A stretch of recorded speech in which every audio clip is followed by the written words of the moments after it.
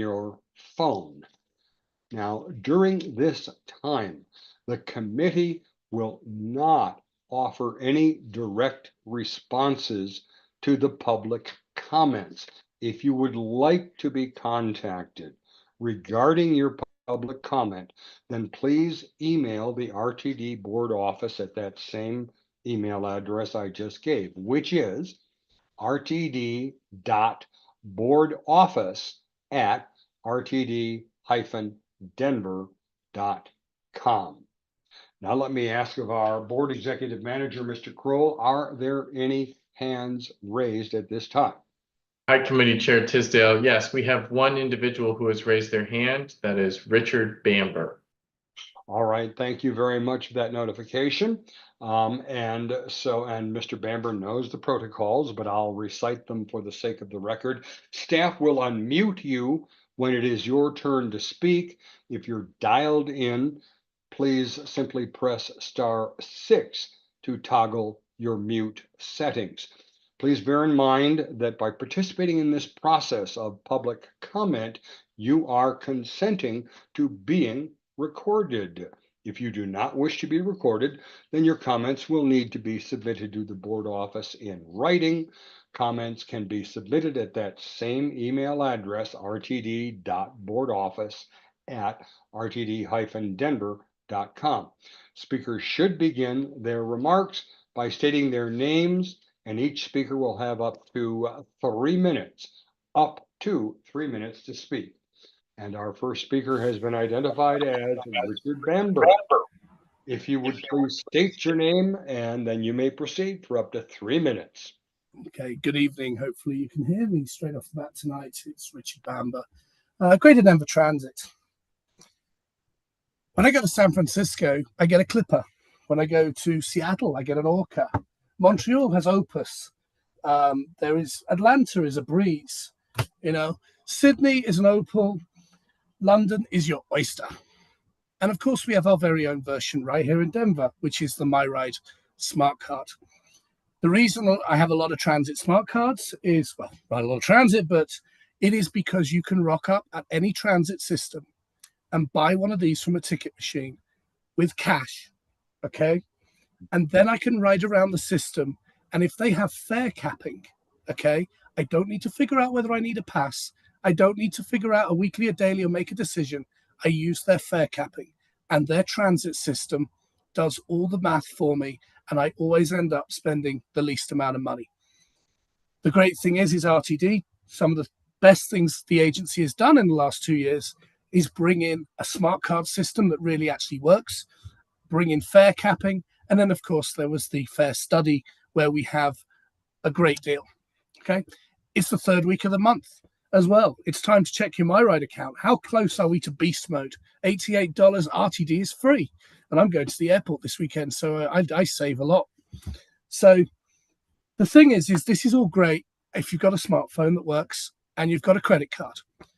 The thing that smart cards can do is they can provide access to our transit system to people who are unbanked, okay? That means they have to pay in cash and don't have a working smartphone, all right? The thing is right now, though, the difference at the moment is with RTD, to get hold of a physical smart card, I'd have to go to a sales outlet and sometimes even write an inquiry in. On all the other transit systems I have listed tonight, and I have got way more. I've even got a card here from St. Petersburg. I don't know what it's called, which I was able to buy.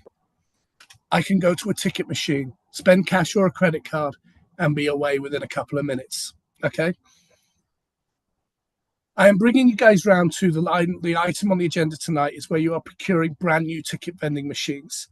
And I'm here to ask that we make sure that in the contract that those ticket machines have the hardware to vend and reload our account-based ticketing ABT cards, which is our smart card. This will make RTD, it'll first bring us into line with a lot of major North American transit agencies and the world, and it will also absolutely make the transit system more accessible to those who either don't have a bank account, a credit card, or a smartphone. Please consider this. Thank you very much. Thank you very much, Richard Bamber. Always enjoy having your comments as part of our meetings. Are there any other speakers who have now raised their hands indicating a desire to speak during public comment? Committee Chair Tisdale, there are no other speakers at this time. Thank you very much. And let me ask also of Executive Manager Kroll, do we have any email comments that have been received for tonight's meeting? Committee Chair Tisdale, at this time you did not receive any email comments in advance of tonight's meeting. Thank you very much. With no other participants in the queue for public comment, we will close the public comment period at this time. The next item on our agenda is information from external entities. I am informed that there are no external entity reports to be presented to this committee this evening. And therefore we turn to our next item on the agenda, which is the update from the Revenue Diversification Working Group. As you know, our board chair, Eric Davidson, has been the liaison from that group to this committee. This evening, however, I will call upon our Chief Financial Officer, Doug McLeod, to present this item. Mr. McLeod, the floor is yours. Thank you, Chair Tisdale. Good evening. A quick update from the Revenue Diversification Working Group, or RDWG. We last met on July 1st, 2024, Monday, and had a fairly brief discussion. We recognized that much of the work had been completed, particularly related to the Tabor ballot initiative, and that limited options are available currently under the enabling legislation for RTD to pursue additional revenue sources. We will continue looking on the side as a side project, looking into some other smaller options, such as looking at our investment statutory requirements, and if it's worth pursuing potential legislation to expand those options, more similar to, say, Colorado universities, et cetera, that don't limit RTD to 5-year maturities, and also just to fixed income, certain grade investments. Pursue that, have a discussion internally, and then come back to this body if there are any recommendations that would come from that. Going forward, it was decided that the Revenue Diversification Working Group would only meet on an as-needed basis. The primary reason being due to those limited options going forward, as well as the fact that we'd really like to see how the Tabor ballot initiative turns out on November 8th, as well as get additional information regarding certain other funding sources, such as the Senate Bill 24230, which is oil and gas fees. So on the go forward, the plan is to remove this item as a standing update from the agendas for the Finance and Planning Committee and meet on an as-needed basis. Thank you, Mr. Chair.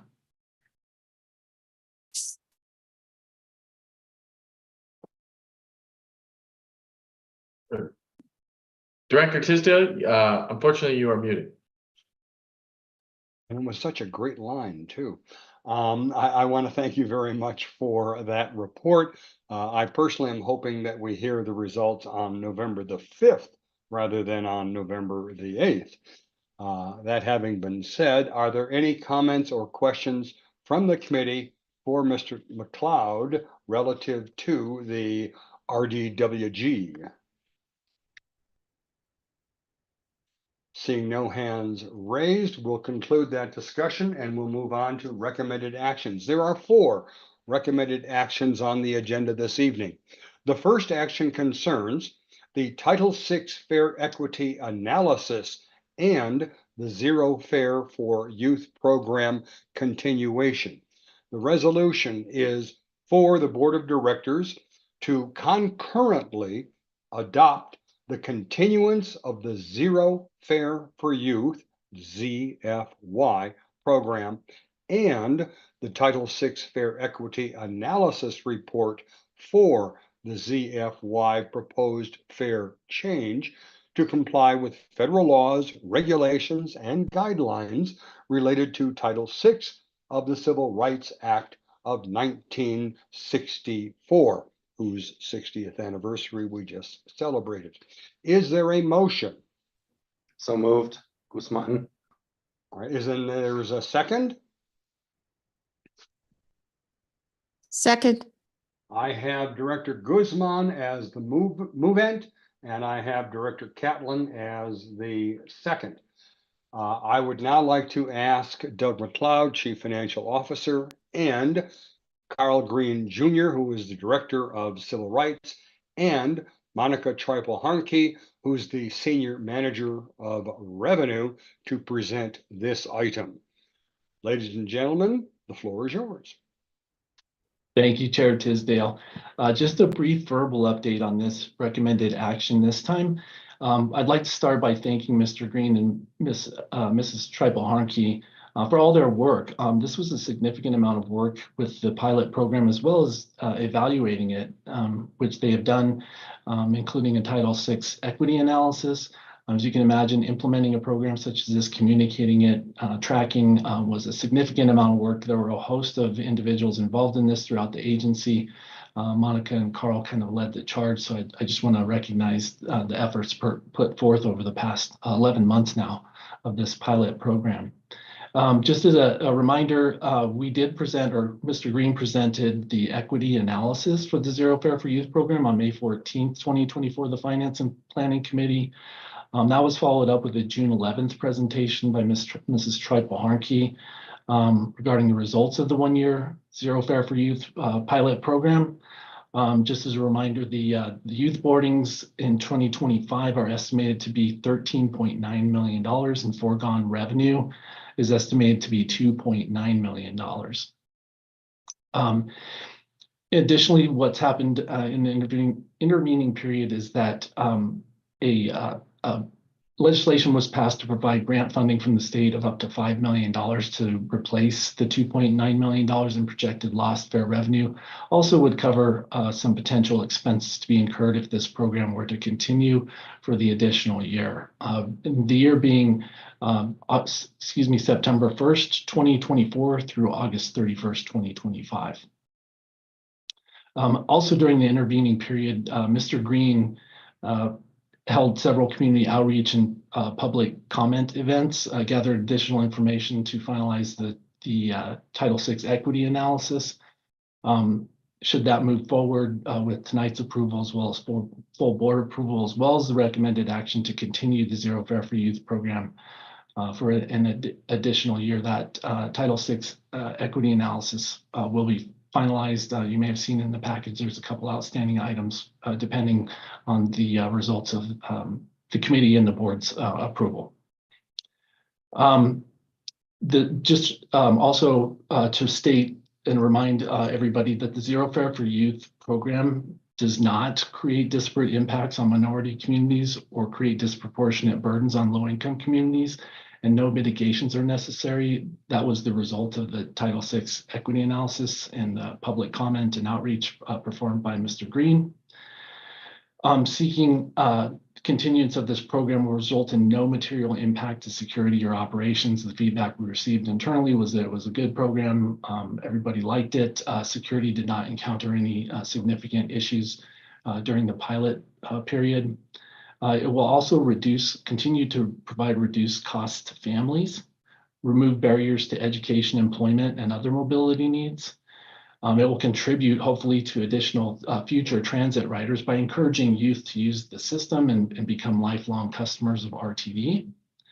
And I just wanted to finalize my comments by saying we've really received overwhelming positive feedback from everywhere that we've gotten feedback on Zero Fare for Youth. So our recommendation, Mr. Chair, would be to go ahead and approve this item and continue Zero Fare for Youth for an additional year. Thank you. Thank you very much, Mr. McLeod. Is there anything, Mr. Green or Ms. Triple-Harnke, that you would like to add to this discussion at this time? If so, I'll be happy to recognize you if you have something you'd like to add. Director Tisdale, the only thing I wanted to highlight, I know Doug McLeod mentioned Carl Green Jr. leading the efforts with regards to public outreach and the public hearing process. Just want to give kudos to Stuart Summers and his team. They really led the charge with communications and engagement. I just was providing the support in the background. Thank you very much for that comment. It's always good to have a shout out. Ms. Triple-Harnke, anything from you? No, that was all.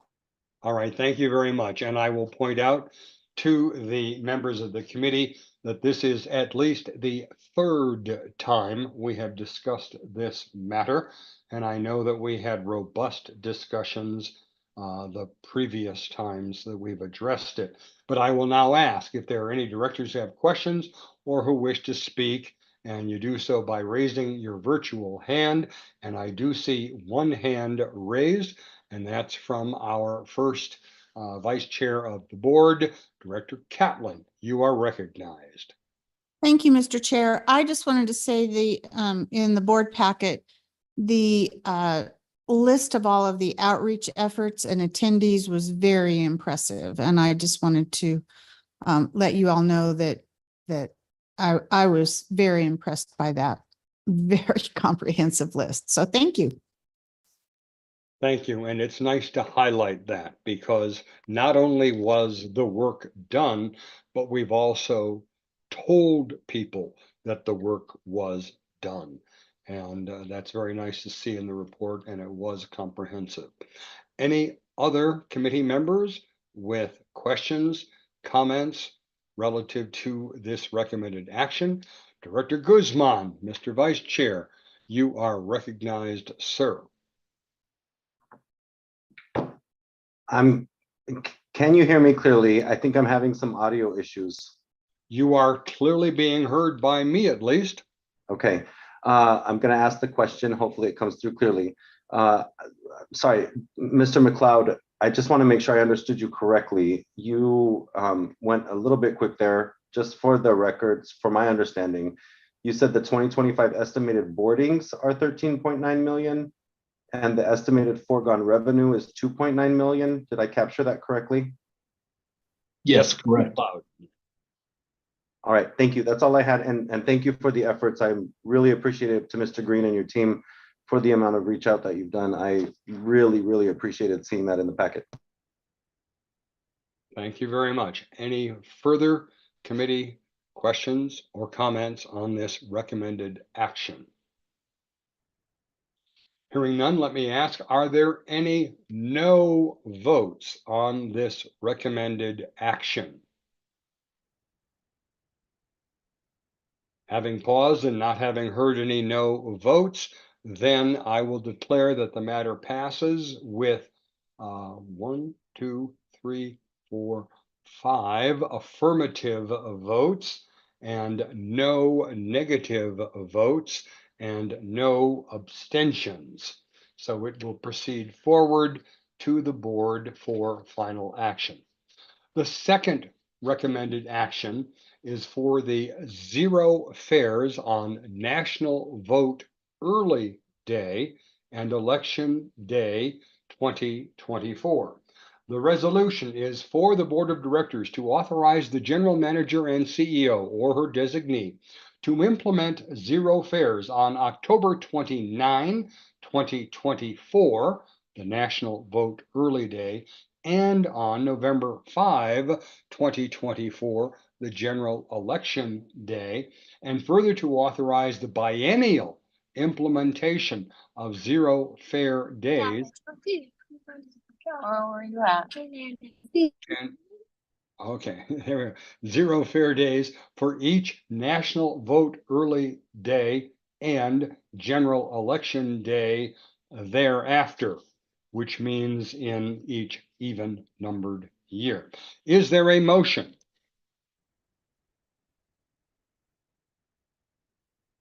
Please don't all speak at once because it's cacophony. So moved, Deschel. Thank you, Director Deschel. Is there a second? Second. And Director Broom seconds that motion. All right. And I would now like to call upon the designated representative, but I had thought we might be hearing from Michael Davies, our government relations officer, and Doug McLeod, our chief financial officer, to present this item. I see Mr. Davies is not here, but I see that our general manager CEO has her hand raised, and so it's my privilege to recognize our general manager CEO. Thank you very much, Mr. Chair. Good evening, all. I'm Deborah Johnson, General Manager and CEO. I wanted to provide context relative to this item before you in reference to zero fares on National Vote Early Day and Election Day. As you may recall, in 2022, the agency proceeded with providing equitable access to early voting as well as on Election Day.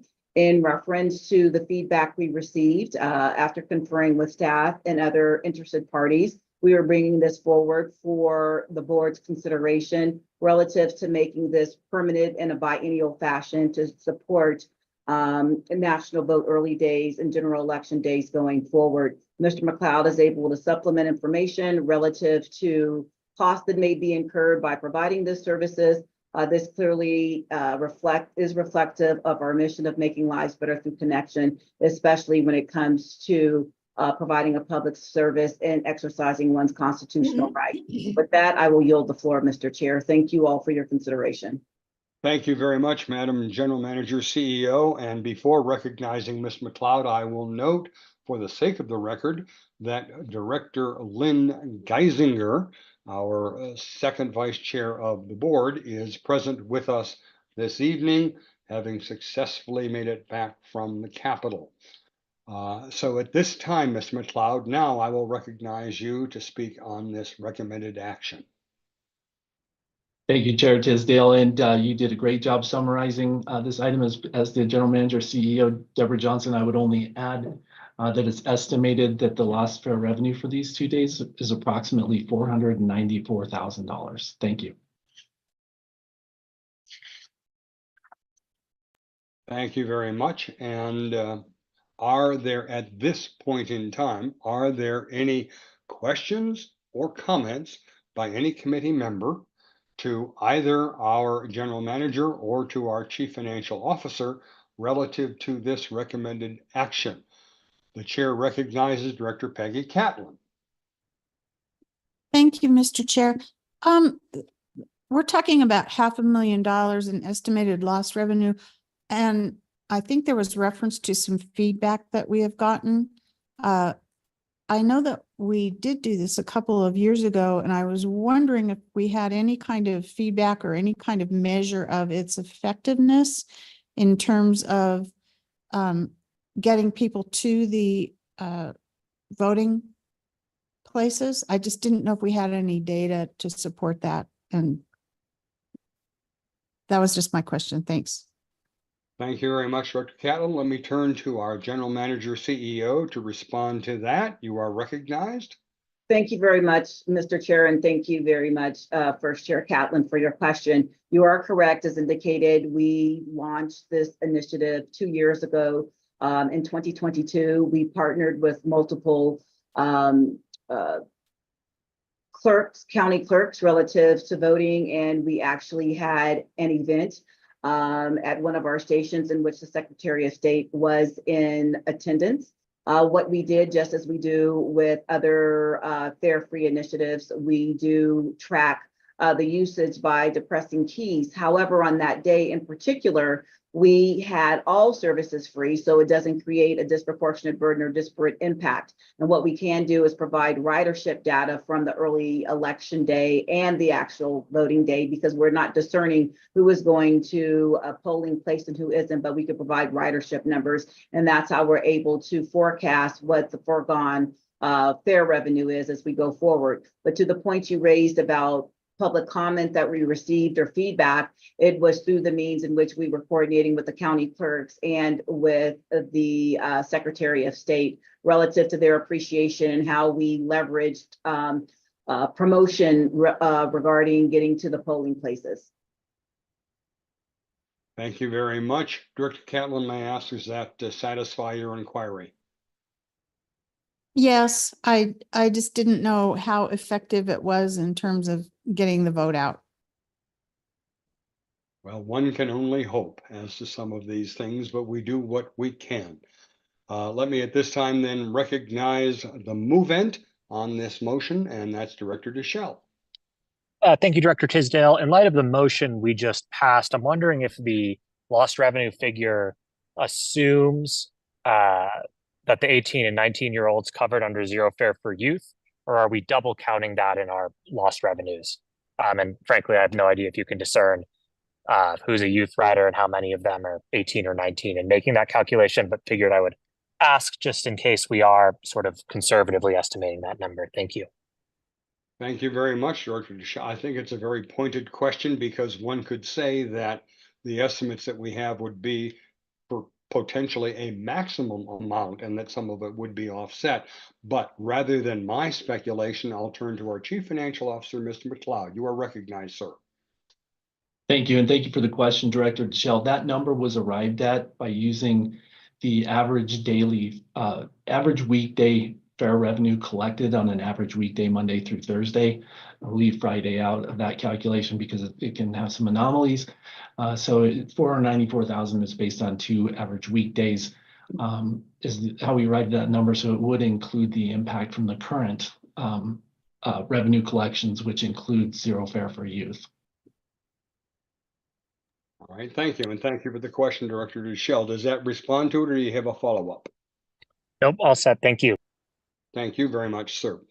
Mr. Vice Chair, Committee Vice Chair Guzman, you are recognized, sir. Thank you, Mr. Chair. I think it's really important to put this on the record on a public meeting. In our board packet, it does give reference in the background of this item that I think is really key here.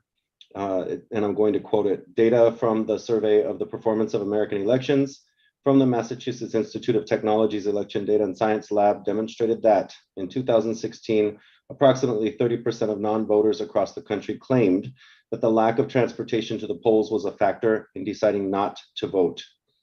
Among persons of color under the age of 30 responding to the survey, 38% cited that lack of transportation was a reason for not voting. And it also ties this to our commitments as an agency to our strategic priorities of community value and customer service.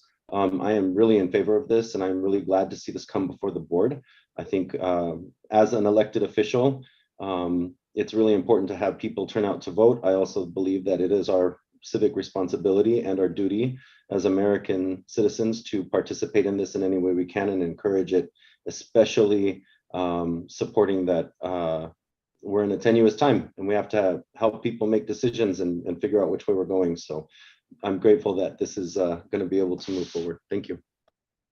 Thank you very much, Mr. Vice Chair. And it's good of you to highlight that particular section from our board report because people don't always read through. I mean, you're up at almost page 100 when you finally get to that. So it's nice to be able to point that out for some people. Any other comments from any of the committee members relative to this recommended action? Having paused and hearing none, we'll proceed now with the vote. And so I will ask, are there any no votes on this recommended action as moved by Director DeShell and seconded by Director Broom? Having paused and heard no negative votes, then by a vote of 6 committee members in favor, no negative votes, and no abstentions, that motion passes, and this recommended action will be forwarded on to the full board for its consideration next week. Our third recommended action is for the Certificates of Participation Series 2010B refunding. This is a resolution for the Board of Directors to adopt the attached resolution number blank series of 2024, authorizing the refinancing of Certificate of Participation, or COPS, Series 2010B. Is there a motion? So moved. Director Catlin is the movement, and the second is Second. Director Broom. All right. I will now turn once again to our Chief Financial Officer, Mr. Doug McLeod, and also to Brendan Morgan, who is the Senior Manager of Debt and Investments, to present this item. Mr. McLeod, you may proceed first. Thank you, Mr. Chair. We are also joined by Mike Newman, Senior Managing Director from Hilltop Securities, who leads the analyses and transactions on RTD's behalf as its municipal advisor. So this is a verbal presentation. Last month at the June 11th, 2024 Finance and Planning Committee, a discussion item was presented to the board, to the committee, with the details regarding this a proposed transaction. We did notify the committee at that time. We had intended to come back at this July committee and ask for recommended action to move forward with this refinancing. This refinancing would refund $100 million of the $400 million outstanding that RTD has as an obligation of Build America bonds. You'll recall that the reason for doing this or requesting this refunding has to do with risk mitigation. We don't anticipate, staff does not anticipate achieving significant savings or any savings at all, potentially a small cost associated with this refunding. However, historically what's happened is when RTD entered these BAB, Build America bond issued these in 2010, part of the terms of those BABs was that there would be a 35% interest rate subsidy received from the federal government. That has hovered around 33% as a result of sequestration, which the federal government attempts to reduce costs. RTD, because of that exposure to future reduced interest rate subsidies, is requesting to refinance these certificates of participation with new money that want to be subject at a lower interest rate, that want to be subject to the machinations of the federal government regarding sequestration and potential reduction of the interest rate subsidy. So in the package, in tonight's package, we've included the board resolution, which describes this transaction. And I'll just summarize real quickly what's included in that resolution that staff is requesting approval for. This would result in an extraordinary optional redemption, which is a provision with these certificates of participation that RTD is choosing to exercise. Within that transaction, RTD anticipates using the debt service reserve that is currently held to help or to assist in reducing the overall obligation. There are parameters around this refinancing transaction should it be approved, with both ceilings and floors regarding limits on the annual and total payments. It does not extend the current term of the funding under the current existing BAB, so we're not extending the debt term and thereby prolonging the amount of outstanding debt to be repaid. It limits the refinance interest rate. It has a cap on that. So there are parameters surrounding this. Should this be approved, that RTD and its underwriter will work within to ensure that there are no material impacts from this transaction. It is not expected under current market conditions, this refinancing to result in any net present value savings, net present value being the present value of future cash flows. So what we do is we're going to save $1,000 10 years from now. We take that and we bring it to net present value to evaluate that.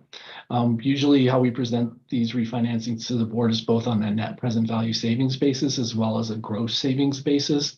There is a potential to achieve some very moderate gross savings being the dollars, overall dollars that we would expect to achieve. So that $1,000 would be stated as a $1,000 savings 10 years from now, as opposed to the net present value. So all in all, we do expect this transaction to cost potentially a modest amount on net present value and potentially for a very modest gross savings. This transaction will be consummated and occur shortly during the month of August, and pricing would occur shortly and closed later in the month of August. So that's what this item is seeking, is board approval to go ahead and move forward with that transaction, Mr. Chair. So I'd turn the floor back to you at this point. Thank you.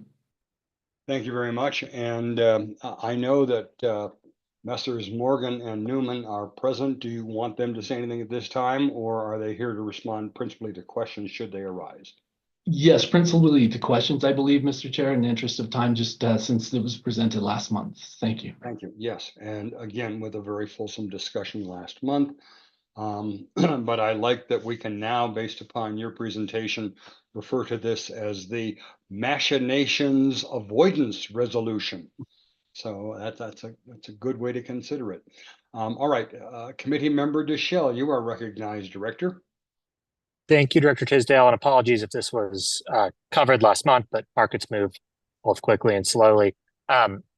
Given there's no NPV savings and there's guaranteed to be transaction costs, we'll need to replenish the debt service reserve should we move forward with this. And I'm wondering what that capital would be getting us on an NPV basis if it were to be invested under our current investment guidelines on the fiscal policy, which is also up for discussion tonight.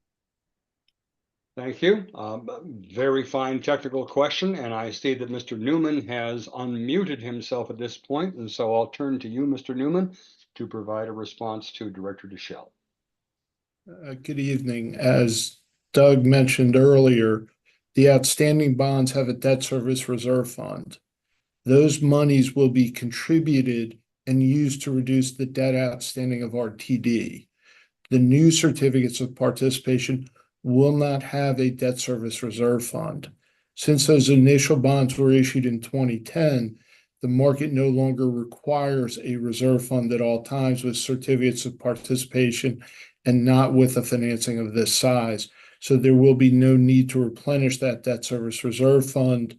The costs of the transaction and the monies to retire the existing debt, the 2010B Build America bonds, will all be financed. So RTD will not go out of pocket for any monies. And when Doug McLeod talks about gross savings or net present value savings or loss, that's always discussed on a net cost after fees and expenses. Thank you very much, Mr. Newman. Director Deschel, does that respond to your question, or do you have a follow-up, sir? It does respond to my question. I'm not quite convinced that the idea of doing a lot to not actually save that much is in our best interest and everyone's time best interest, but that's for me to mull over. I hear you, and I appreciate that. And let me go back to Mr. Newman for further comment on that. If I may, RTD, of all its outstanding debt portfolio, it only has 2 series of bonds out of all the outstanding debt that the interest rate can change. This 2010B certificate of participation is one. The other is the 2010A Fast Tracks bonds, also Build America bonds. When Mr. McLeod talked about risk reduction, these bonds were issued with a taxable rate of interest, and the federal government agreed to make a payment to RTD to reduce the net effective interest cost of this debt. That promise was honored to an extent. The federal government has not paid the subsidy that it has promised to pay, resulting in an increase to RTD, and RTD remains, like every issuer of Build America bonds, at risk on an annual basis that sequestration or the amount withheld of that subsidy is increased. There is also something, and I apologize, I don't know the full name, it's the Balanced Budget Amendment or Balanced Budget Act, something of that nature, that requires certain expenses, and Brendan, it's in the memo that we put together, be reauthorized. That subsidy can go away in full every 2 years, absent action by Congress. Because of the interest rate environment RTD finds itself in, or we find ourselves in, the cost to exit the Build America is lower than it has been in the past. And there is now legal clarity on the ability of RTD to exercise the extraordinary redemption, thereby reducing the cost. If the Build America bonds remain outstanding and the risk of further reductions of sequestration or reductions in subsidy come to bear, or that subsidy goes away, RTD will be looking at refinancing that debt in an interest environment that may be better or worse than it does now, being forced to do something as opposed to making a decision now to act because it feels it's in the best interest to reduce the risk.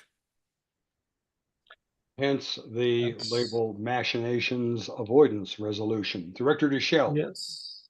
That is helpful. And just one concluding question, which is if this is such a strong strategy for those bonds which are subject, which it sounds like the fast tracks bonds would also be subject, is there a reason we are not refinancing the A bonds in the same fashion we are refinancing the B bonds? That's a very Newman? good question. We did look at that. In this environment, the cost goes up substantially if there are longer term bonds relative to shorter term bonds, everything being relative. The certificates of participation mature much sooner than the fast tracks bonds. And when we run the numbers out in terms of what the cost is, it is a substantial cost that no one in staff nor I was comfortable recommending even consideration of refinancing those bonds to mitigate the risk because of that incurred cost that would then be held by RTD as opposed to the potential costs. And we will continue to monitor the ability for RTD to mitigate that risk at a more acceptable cost. Thank you, Mr. Newman. That's very helpful, pointing out that there's a significant difference in cost between the Series A bonds and the Series B, and therefore, for the COPS, therefore, we're just looking at the 2010B series. Director DeShell. All set. Thank you. Thank you very much. All right, any other questions or comments on this recommended action? Having paused and hearing none, then on this recommended action as moved by Director Catlin and seconded by Director Broom, are there any no votes on the action? Having paused and hearing none, then there are 6 aye votes on the action. There are no negative votes and there are no abstentions, and the motion passes unanimously. We now turn to the fourth and final recommended action, and this is for the ticket vending machine replacement appropriation. It's a recommendation for the Board of Directors to appropriate $6 million from the unrestricted fund for replacement of ticket vending machines, sometimes called TVMs, which will be replenished with FTA Section 5339 grant funding. Is there a motion? So moved. I have Director Geisinger as the movement. Is there a second? Second, Guzman. Guzman is the second. All right. So our board second vice chair Geisinger movement and committee vice chair Guzman as second. I would like to ask once again our Chief Financial Officer, Doug McLeod, to present this item to the committee. Mr. McLeod. Thank you, Mr. Chair, and I do have a formal presentation to present for this recommended action.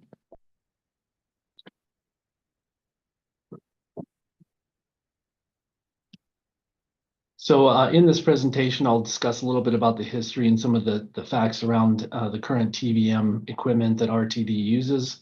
And then I'll discuss a little bit about the replacement of those ticket vending machines and also why this recommended action is being proposed to the committee. So up there on the right, you can see a picture of our ticket vending machines if you're not familiar with what they look like. We have a variety of ticket vending machines. On every platform, there is at least one ticket vending machine that provides both or all three of cash or credit or debit acceptance. Some machines only allow cash. However, every platform or location at least has the full function machine. There are 181 currently operating ticket vending machines on rail platforms, and we also have a few TVMs at the BRT locations, a few of the stops along the US 36 Flatiron corridor. So the issue with our ticket vending machines is they've reached a very, I guess they're very old, to put it succinctly for the most part. They all come from one vendor, but they're many different series of manufacturers. So they're all provided by Scheitenbachmann, who's our vendor. And you can see there by corridor how old some of these machines are, with them being anywhere from 20 years old all the way up to just 3 years old. So as we've opened new corridors as an agency, we've added new machines using the same vendor, purchasing additional machines that were TVMs that were manufactured, however, they may be a different series. You can see the average age of all of them is 11.5 years, but more alarming is the ones that are in the double digits there in terms of age. The average useful life for a TVM is typically 8 to 10 years, so we far surpassed that point. Currently, regarding the TVMs, we experience about 21% payment by cash by customers, and the other 79% from the other methodologies, electronic methods with debit and credit. We've noticed cash since 2013, when we started offering debit and credit payment on ticket vending machines. It used to be all cash. Cash payments have decreased to 21%. So it's mainly electronic payments at this point in time. However, by providing the option to purchase with cash, it makes it a convenient and viable alternative for occasional users or non-banked users, for example. Reduces barriers to access, provides another option for purchasing of fares, and it contributes to our customer community value and customer excellence. So I mentioned multiple equipment versions. While they don't differ that much in appearance, they were manufactured in different years, many of these machines. And we actually have two separate operating systems supporting those ticket vending machines that are being used.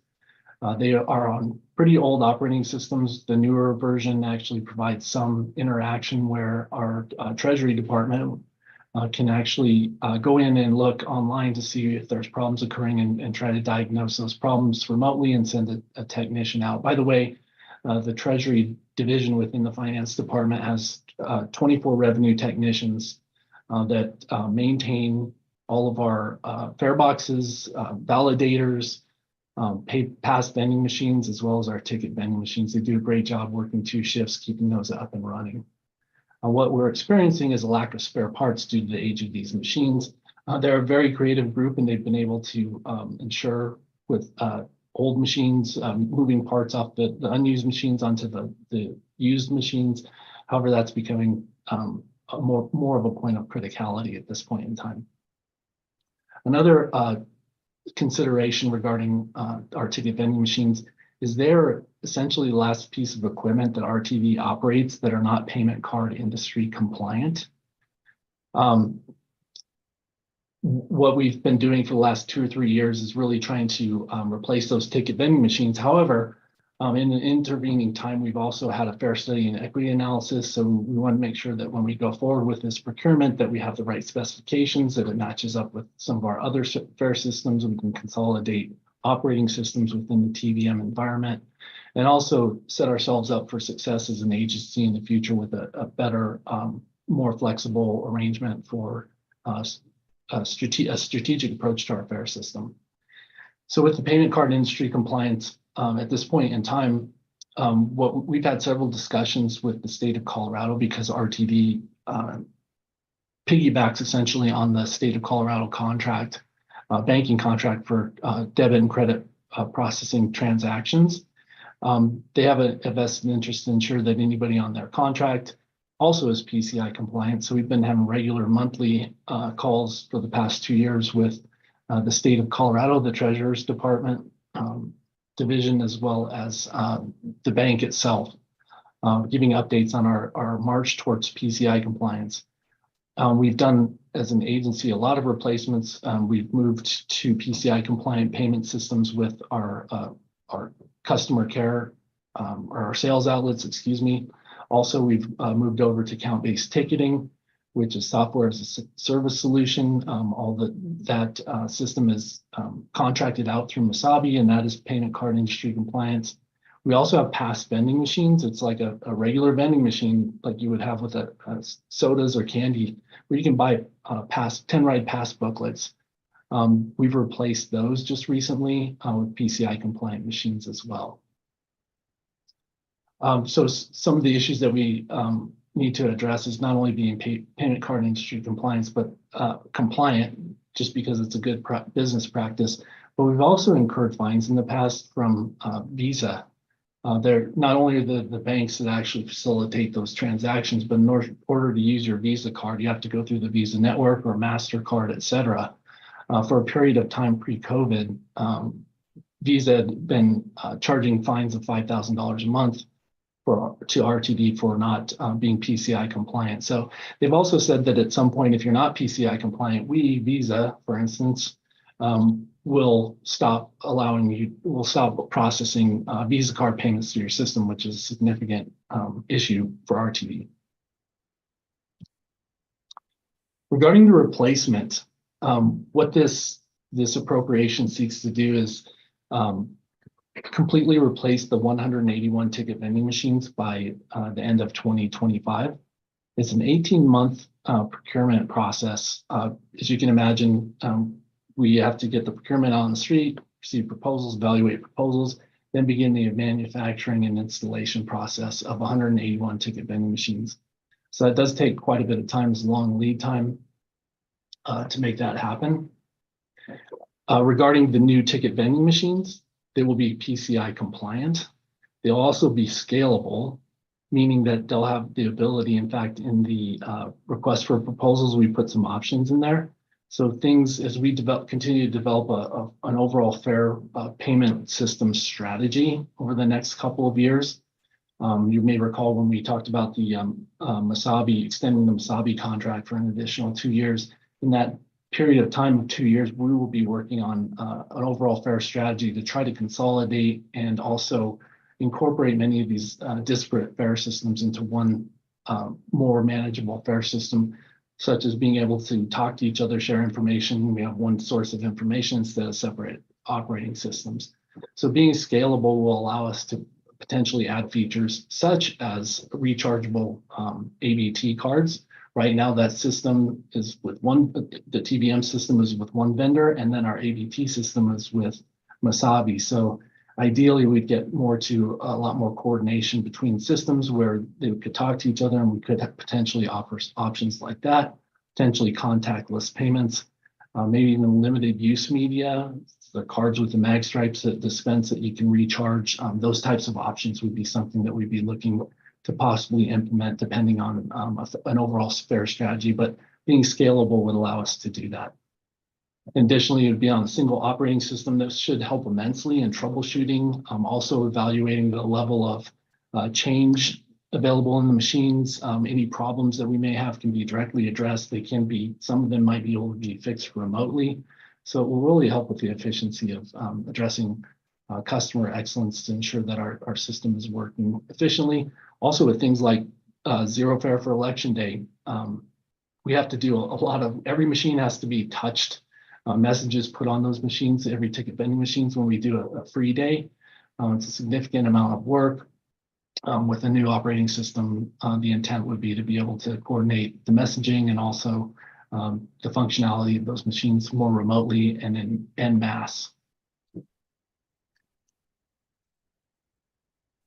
So why we're here asking for this additional appropriation from the committee is the original estimate to replace the ticket vending machines was in 2021.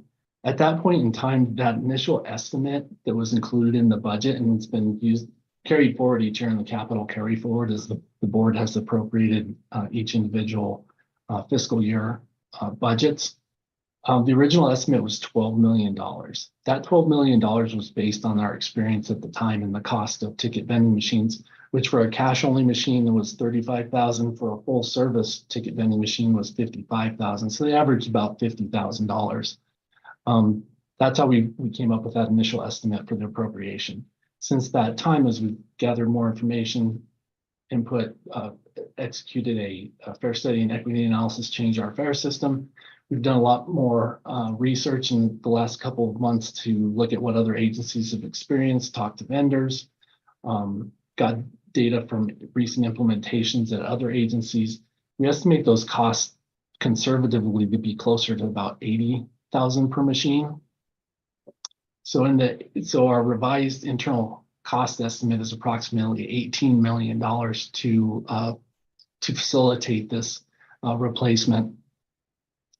The $18 million includes a $1 million contingency, and it also includes funding for spare parts. So we feel pretty good that this is a conservative estimate that we're asking for the additional appropriation. So we've already got the appropriation for the 12 million that's been carried forward. We're requesting an additional 6 million to get up to our internal cost estimate. That additional 6 million, as Chair Tisdale mentioned, would be offset by pulling down grant funding, 5339 grant funding. Section 5339 grants are used for bus equipment or equipment improvements. It's different from what we normally talk about, our 5307 preventive maintenance grants, and it's used mainly for equipment type of purchase. So this purchase would qualify. We have enough grant funding from those 5339 grants to fully offset the 6 million. However, the request tonight is to ask for that additional appropriation. So we have the full appropriation, can issue a purchase requisition, go forward with the request for proposals and the replacement. And as we spend that funding, we would draw down the 5339 funding and replace the allocation, the appropriation from the unrestricted fund with those 5339 funds. And Mr. Chair, that concludes my presentation. I'd be happy to answer any questions. Thank you very much, Mr. McLeod, for an excellent presentation. Your written board report and your PowerPoint, I think, very nicely provide the committee with a lot of valuable information. I can't help but notice that we're talking about a 50% inflation in the pricing over the course of 3 years. So I'm glad you provided some further explanation on that, because that's a large number. That having been said, Mr. Vice Chair Guzman, you are recognized, sir. Thank you. I would defer to CEO Johnson's knowledge on this matter, but there are two types of 5339 grant funding opportunities currently on the FTA website, and one of them does directly refer to technological infrastructure, but it looks like it's capped at 4 million, and you're asking for 6 to be fully refundable in a year. And so I'm a little bit confused about whether we can get that fully refunded or not, or if we're looking for a regular grant opportunity plus a competitive grant opportunity to fill up that request. I don't know who wants to take that, but I'm just looking at what I've been taught, and so I'm just curious. Thank you. Excellent question. Thank you very much. And Mr. McLeod has a response. Thank you, and a great question, Director Guzman. Yes, and what I didn't clarify is we actually have 3 years of 5339 funding apportionments. We'd be pulling $2 million from each of those 3 years, 22, 23, and 24 apportionments that are available to us. So you're correct in that they are relatively small overall, but they are available and haven't been earmarked for other items, which makes them available for this particular project. We've also already discussed the use of these funds with FTA Region 8 and their initial agreement that it qualifies and that RTD can go ahead and apply for the funding for this purpose. Mr. Chair. And that's all from you then, Mr. Vice Chair? Just one more thing. I am inclined to do this. I think it's important. Thank you for including the information about tap to pay and other possibilities with these systems, because I do believe that will come up several more times. We've got a lot of feedback on that. But also, if we are able to pull down those funds and use them, it is something that we should definitely highlight that our agency is doing, and how we are doing that, because I think it's clearly misunderstood how those funds are meant to be used, who is the recipient, and how they are put into operable usage and service usage for the general public in our infrastructure.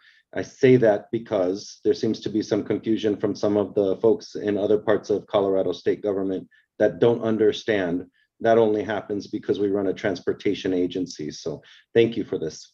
That's all I have. Thank you, Mr. Vice Chair. Director Broom, you are recognized, sir. Thank you, Chair. E470 went cashless a number of years ago. Did you talk to them about their experience of doing that? And could you figure out a way to make that work for RTD so that you wouldn't have to put all this money into this capital equipment and replacing older ones? Mr. McLeod, can you respond to that, please?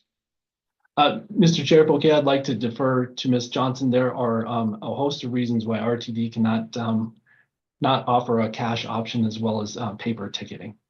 Thank you very much. Madam General Manager, CEO, you are recognized. Thank you very much, Mr. Chair, and thank you very much, Director Broom, for your question. Recognizing E470 is a express lane designated for people that are driving automobiles. When you think about the population and the demographic that are using public transportation services, we have to ensure that we're being equitable. Earlier on in the agenda, we talked about the civil rights of 1964 in Title VI, and in that you have fair service and equity analysis. By doing away totally with the cashless, doing away with cash, we would be creating a disproportionate burden and disparate impact relative to people that often need transit the most. While there are means in which we can leverage doing away with cash, we still have to offer some kind of mechanism whereby those that are unbanked, as we qualify those that don't have means to digital banking and finances, would be left behind. So this is an issue, and I'm speaking to it because I have experienced this in different parts of the country. And at this point in time, we would have to really invest in our overarching aspect of how we would be bringing people onto our system without being discriminatory in practice. Thank you. Thank you very much, Madam General Manager. Anything further, Director Broom? Oh, thank you very much. Thank you, sir. Any other comments from any committee members or questions relative to this recommended action? Having paused and hearing none and seeing none, we have a motion to approve the recommended action made by Director Geisinger and seconded by Committee Vice Chair Guzman. Are there any I'm sorry, Director, okay. Are there any no votes on this item? Having paused and hearing no indication of no votes, then with 6 aye votes and no negative votes and no abstentions, that matter passes unanimously and will be forwarded to the board for final action. We now turn to our discussion items where we have 3 updates that are listed on your agenda this evening. Our first discussion item is for the Family and Medical Leave Insurance, or the FAMLEE program, Benefits Administration discontinuance. And for this item, I would like to ask Charlene Polegi, our Chief People Officer, and the tireless Doug McLeod, our Chief Financial Officer, to present this item. Thank you, Mr. Chair, and I will begin with some notes I've taken from the board report itself, and then ask Ms. Polegi to please supplement my comments, if okay with you, Charlene. Okay, great, thank you. So FAMLEE is the Family Medical Leave and Insurance plan in Colorado. This program was first. I guess this item is a discussion item because we have a change that we are going to make within that family program as relates to RTD administering it. So in November 2020, voters approved Proposition 118, which enacted FAMLEE, the Family Medical and Insurance and Leave Insurance Act. It's a statewide family and medical leave insurance program. Private employers are required to participate in this program, and it requires a contribution per employee of 0.9% of payroll. Public entities have a different requirement, or have a different option. Public entities such as governmental agencies such as RTD. This plan, the FAMLEE plan, was designed to supplement FMLA, which is the Family and Medical Leave Act. It's a federal program. The FAMLEE program actually covers an additional percentage of the employee salary. It extends the definition of family, and it provides safe leaves for victims of domestic violence, stalking, sexual assault, or abuse. And it also has additions of 4 weeks for pregnancy complications, and that's a Colorado program itself, the family program. Local governments may elect to participate either fully, they can decline participation, or they can decline and provide an alternative. Now, on October 25th, 2022, board approved the staff recommendation to decline RTD's participation in family, but to allow employees to decide what is in their best interest and elect to participate in family directly if desired. That's open to all governmental employees, regardless of what the employer chooses to do. RTD did, however, agree to administer the family participation in the family program through payroll deductions and providing information to employees. So really just assisting employees in participating in that program, and also to pay the premium payments through payroll deductions. Currently, there are 80 RTD employees participating in the family program through their own volition by electing to participate.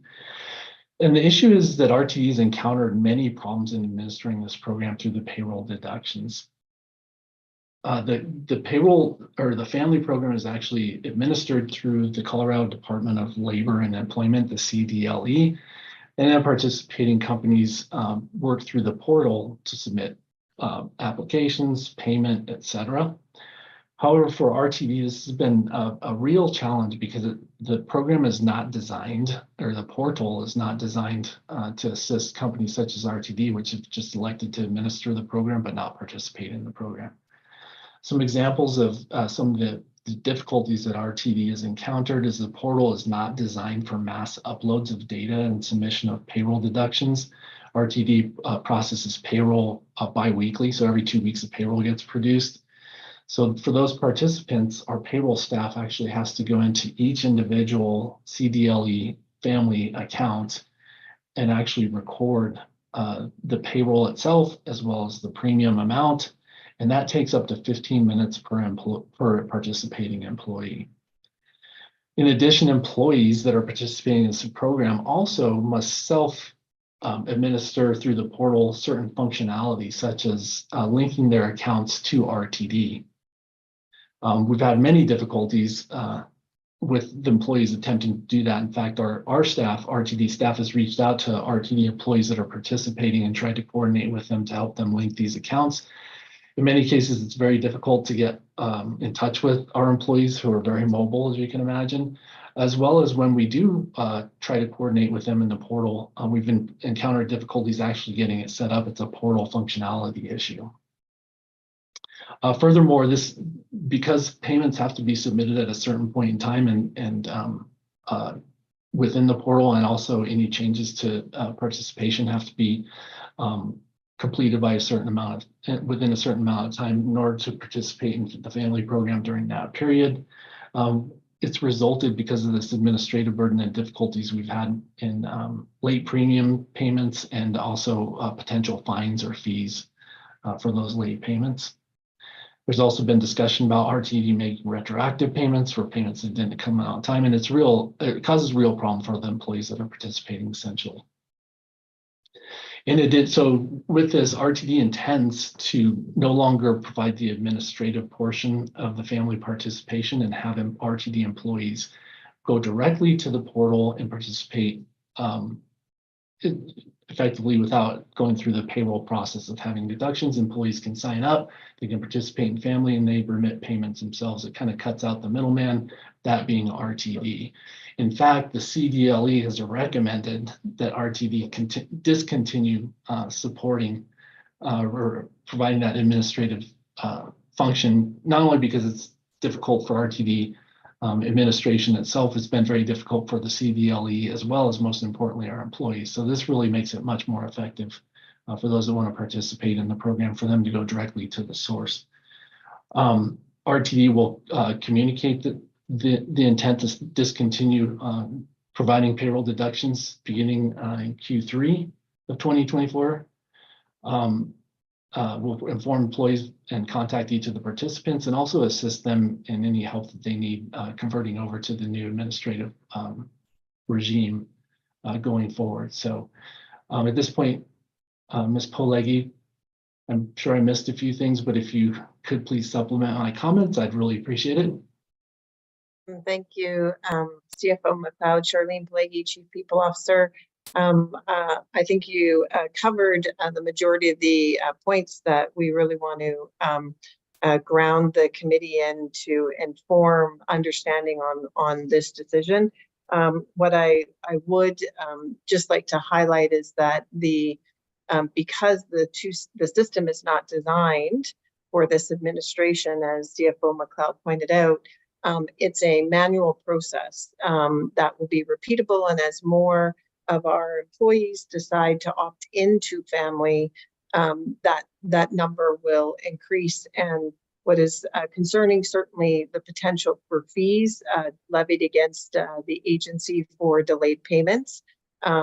If we can't link these accounts, we can't make the premium payments. So we're dependent on our employees. Also our employees then, as CFO McLeod highlighted, are impacted because it runs like an insurance program. If you haven't paid your premium, you don't get your benefit. And so some of our employees have had challenges where they're not getting access to their benefit. And so we just, that makes it more challenging. And the CDLE hasn't been able, as CFO McLeod indicated, they had suggested that maybe we would want to look at opting out. And in fact, as you'll see, I think it's on board packet 119, I believe, we're not alone as far as other public entities. There's 209 local government entities that opted out, but agreed, like RTD, to provide administrative support. And as of July 2024, 75% of those have now decided to no longer provide the administrative services. And I just want to reinforce it's not a matter of the agency's unwillingness. The intent was good. There were just some assumptions that were made at the beginning in hopes that the portal would be complementary to that effort, and unfortunately, it has not. Thank you. And if I may, Ms. McLeod, let me ask a clarifying question. This is before us this evening as a discussion item. Ordinarily, discussion items that come before us will anticipate a further action that will come before the committee for approval that will go to the board. This is not that kind of action. This is an administrative decision, as I understand your presentation, and you are giving us the information about it so that this committee will have an understanding concerning how the Family and Medical Leave Insurance Program is going to be administered in the future, which is not be administered in the future. And that's why you refer to implementing this as of Q3, which we're already almost a third of the way through, and that the board will not have a further future action regarding this, but this is our informational item. Have I correctly stated that, Mr. McLeod? Yes, you have. Thank you. Thank you very much. All right. With that in mind, this is an opportunity. Oh, and I'm sorry, for the sake of the record, I should note, Director Marjorie Sloan has joined the meeting. She joined some time ago, but I didn't want to interrupt the presentation. Ms. Polegi, you are recognized. Thank you, Chair Tisdale. I just want to really be clear on this point because it'll be immensely important for our employees who may be impacted. The intention is, but at the end, so we will cease, we will continue through Q3. So we will continue with this process through to the end of Q3, which will provide us an opportunity to effectively communicate out and work with our employees who are enrolled to ease that transition.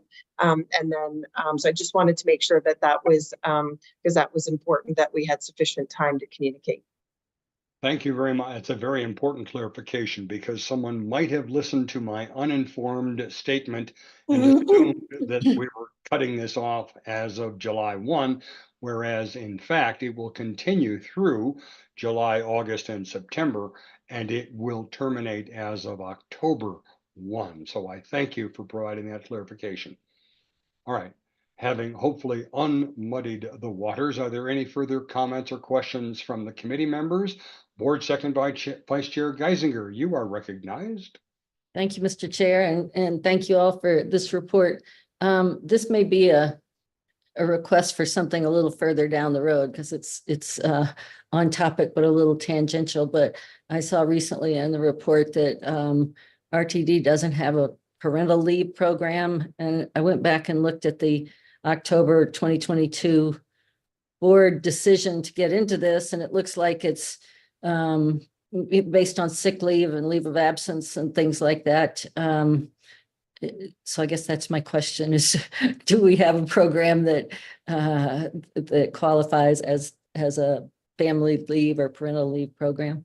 And I saw that our general manager CEO popped her hand up instantly, and so I recognize you. Thank you very much, Mr. Chair, and thank you, Director Geisinger. So you're referencing the organizational design and workplace assessment where we garnered opinions, perceptions, and attitudes from 12% of our employees.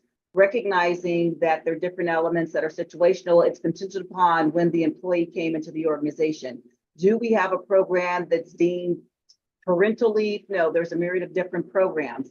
There's programs for extended illness bank. There's other elements, and what we're doing is exploring to ensure that we're grounded in what may work best for the agency futuristically. If somebody were to take a form of leave to attend to family matters, be it adoption or a pregnancy or paternity leave, there are mechanisms, but do we have a program that has the moniker of parental leave? I would say no. But we do offer different elements. And now with that context, I will yield the floor to CPO Pelleggi. Thank you. And Ms. Pelleggi, you are recognized. Thank you, Chair. And thank you, GM Johnson, for that context. I just wanted to also add, we are planning an HR in Q4 to do a benefits survey of the agency so that we can gather some insights from our employees around not just our current benefit offering, but what do they value? What would they like to see different? So we are looking at that, and certainly we'll get more information, Director Geisinger, from that will really inform. And from there, then the intent is in 2025 to be able to, where appropriate, understanding that we have our benefits and other components, leaves and whatnot are garnered by a couple, or not garnered, guided by a number of different policies and leave allowances, but then also any additional benefits that we may wish to apply for represented staff. We work with a trust that involves our union partners. So just wanted to give that additional context because our benefits and our overall leave offerings is something that we want to explore and get a better understanding of. Great, thank you very much. Thank you very much. And that's all that you had, Director Geisinger? It is. Thank you very much. Any other committee members or directors with questions, comments, issues associated with this discussion item on the family program? Hearing none, we'll end the discussion on our first discussion item and turn to our second discussion item, which is the 2025-2029 5-year financial forecast, the FIFE. And I would like to ask once again, Doug McLeod, our Chief Financial Officer, and Todd Nickel, who is our Senior Manager of Budget, to present this item. Ms. McLeod, the floor is yours. Thank you, Mr. Chair, and I will share my screen. I do have a presentation to go through.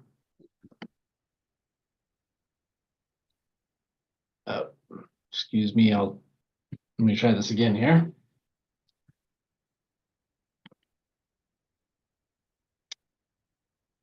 Okay.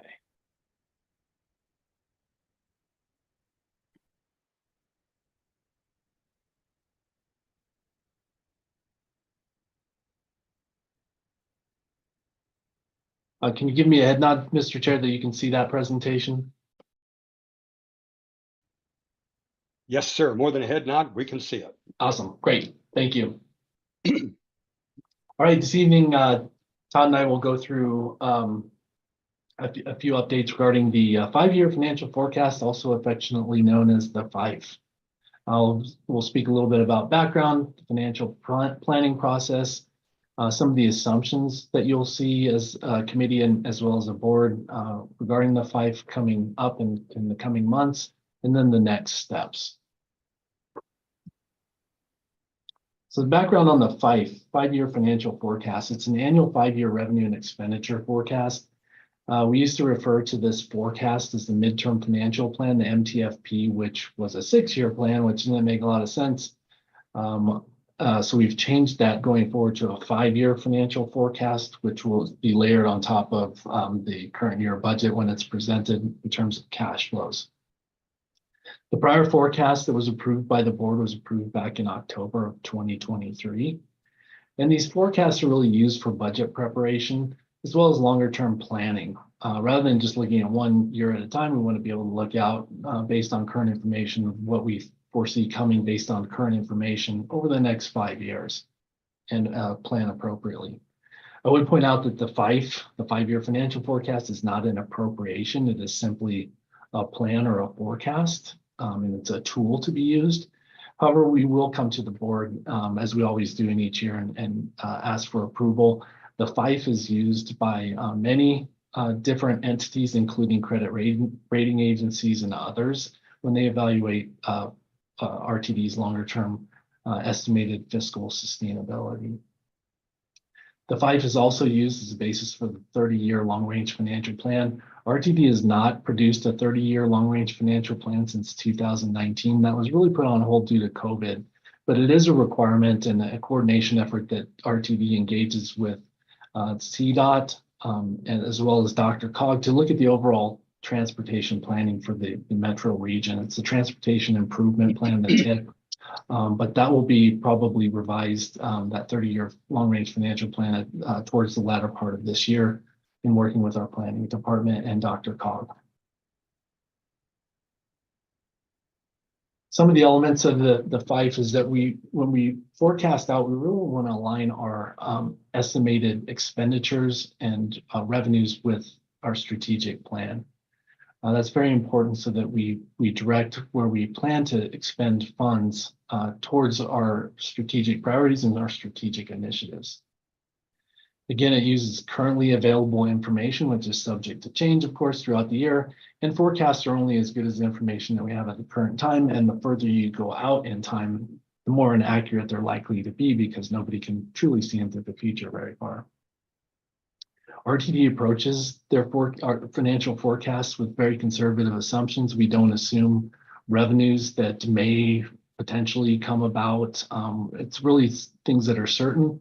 And we use data and essentially our run rates and our experience and our system optimization plan to develop the expenditure side of that equation.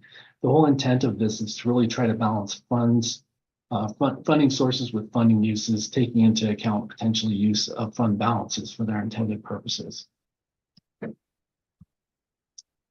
So over the past 8 or so months, RTD's embarked on a financial planning process enhancement initiative. We've engaged with a financial planning process consultant. This consultant is well known throughout the industry in terms of helping agencies implement and make process improvements in terms of their financial planning. They've worked with MTA, Boston, several different large agencies. And we've been very pleased with some of the work product that we've gotten from them in terms of looking at potential refinements and implementation of best practices to RTD's current processes. The recommended approach will include several, or at least 3 different generations. And it really involves making financial planning process a real big part of the Back to Basics strategic priority, and really addressing, how are we doing things? Are we doing things correctly? Is there good communication across the organization? Is there a complete understanding not only of the staff, but also of the board in presenting information to the board? So as you can see from those years that are displayed there, this is a longer term process to really put in such a robust financial planning process that's effective. And it's somewhat of a cultural change for the entire agency to engage in this process. So most of the issues, items that we will be implementing in 24 and 25 are the key issues that really set us on a path for success. Then 26 and 27 are refinement of those issues, as well as potentially adding additional software for analyses. So in generation 1, which is occurring right now and into 2025, is RTD is working on enhancing its processes for financial planning. It'll focus on the planning cycle and the key inputs. So we always talk about, at least within finance, the better data you have coming in, the better data results you'll have coming out. So key inputs are really an important point of enhancing the financial planning process. The other thing we want to do is, so we're shifting as an agency from a large capital expansion program into a more operational system optimization type of approach to managing our assets and managing the resources that we do have. So as part of that, it requires identification of all the needs that are out there, many different departments, many different needs. We need to ensure that we as an agency understand the entire picture in order to apply a decision framework and prioritize those efforts. Knowing that not only are we limited in financial resources, but we're also limited in other resources such as human capital and consulting work, et cetera. We can only do so much. And with a strategic plan, we really want to make sure we focus on those key items, because we can't be great at everything. So we want to be great at the most important things to this agency that's been identified through the strategic planning process. Another key area that we see an opportunity for improvement is a lot more internal discussions regarding amongst staff as well as the board regarding the interdependencies among departments. So an example would be if we hire a new police officer, that police officer is probably going to need a vehicle. It's going to need equipment. Those needs span different departments. It's not just the police department. It includes human resources and recruiting. It includes procurement, obtaining the equipment necessary for the police officer, and it includes operations to provide a vehicle and maintain that vehicle. So a lot of the discussions are surrounding a lot of these really more cohesive discussions and putting forth requests for new resources or new requests for funding to ensure that we have a cross departmental understanding of what that looks like and have agreement on when and how that can happen. Another item that we are implementing, we already have a scoring process that we've used for several years to evaluate requests for new funding. So if I need a new accountant because of the growth of the agency, I need a new accountant in the finance department. There's a scoring process that we go through with an independent group of employees that evaluate that against all the other projects according to certain criteria. We're changing that criteria a little bit, and they'll basically be evaluated from another internal independent party as to whether they're essential, a priority, or value added that align with our strategic priorities. Once each of those individual new requests for funding are scored, they'll be compared, and we as a staff will select those that fit within the ability to actually execute on those new initiatives as well as fund them. Also in generation 1, as I mentioned, we've been working with a financial planning consultant over several months. We are going to roll out a communication plan. So this is part of our ongoing language within the company, and we're all on the same page and we all speak the same language when it comes to replacement of assets and financial planning, so that we can be much more effective, increase throughput, and really truly dedicate funding and resources to those items that are critical to the agency. The picture up there on the right is the big picture. That's a video It's like a 5-minute video that we've customized for RTD's use. That will be part of the communication plan and rolling this out. And it really discusses the whole financial planning process and how to plan for asset replacements, et cetera. And while we're doing that, as we begin to roll this out in 2024 for future needs and to embed this in the culture, we're also working on continuing to improve our asset management maturity of our information. So for instance, we don't completely have a full inventory of all of our assets as we expanded and grew and put all these new infrastructure pieces in place, new equipment. One of the things that wasn't done was including all of those assets in an asset management inventory system, different from our financial system. We know all the assets that we paid for, but the information that we have to provide in a format to be able to manage our assets going forward and maintain them in a good state of good repair requires different parameters, as you can imagine. So we're still working constantly on updating that inventory and improving that inventory, but also every time a work order is completed to work on an asset, for instance, that information needs to come in, provide information about that asset. What is the condition assessment to help inform the agency on when that asset needs to be replaced, what the condition of it is, et cetera. So we're still marching down that path of improving the information that we do have so we can make better decisions going forward regarding managing what RTD currently has. It includes this new financial planning process, includes more frequent monitoring. We've embarked on monthly departmental meetings and cross-departmental meetings where we review numbers, talk about challenges, talk about upcoming needs for the planning for the next budget cycle, et cetera. So I think we've made a really good progress as an agency, really doing a lot better communication and understanding where individual disciplines within the organization have needs, where their successes, how can we manage our finances better, manage our resources better as well. And then finally, on this slide, transparency. This is all working towards more transparency in terms of reporting out on our asset management plan, our transit asset management plan, the TAM, providing that information. This was a topic of discussion at last year's request to approve the 2024 budget with board. And there was a discussion about providing additional information. So RTD has also undertaken several efforts, including standing up a performance dashboard, which includes some information. We'll continue to enhance that with more financial information that's easily digestible for the public, such as here's where RTD's funding sources and uses go, and that pie chart, easy to understand format, as well as providing some more detailed information, such as our transit asset management plan and other information, capital carry forward information, and some other pertinent information to really, show and have a one-stop shop where anybody can go to look at where is RTD dedicating resources for and what is its financial plans going forward. Generation 2, which would come in 2026, is to continue with that processing and continue to improve that process. So 2024, 2025, we're going to have the basics of that, the foundations of that process put in place that will really set the stage for back to basics efforts to actually have a functional process that everybody understands, everybody knows where to go to, and it should click quite well in terms of pulling information together, presenting to the board where we see the financial future of RTD.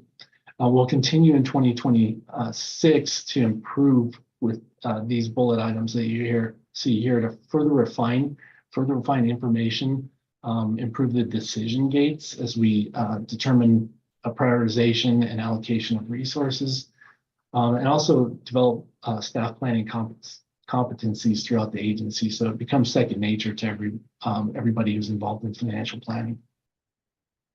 And then finally, Generation 3 would be really capping things off to where we're really just clicking and we have a very well-known process. We might actually implement some decision support tools that help with project planning and coordination with our other financial information. After the process is put in place, we'll really, get that those last little helping tools to really refine this and make continual improvements. And there'll also be the ability to, instead of looking at every project and talking about the resources needed without being able to compare to other projects, it will allow us to better evaluate across the agency of all these projects. The contracts and procurement needs to pull off all these projects. How do we allocate their resources correctly in terms of timing?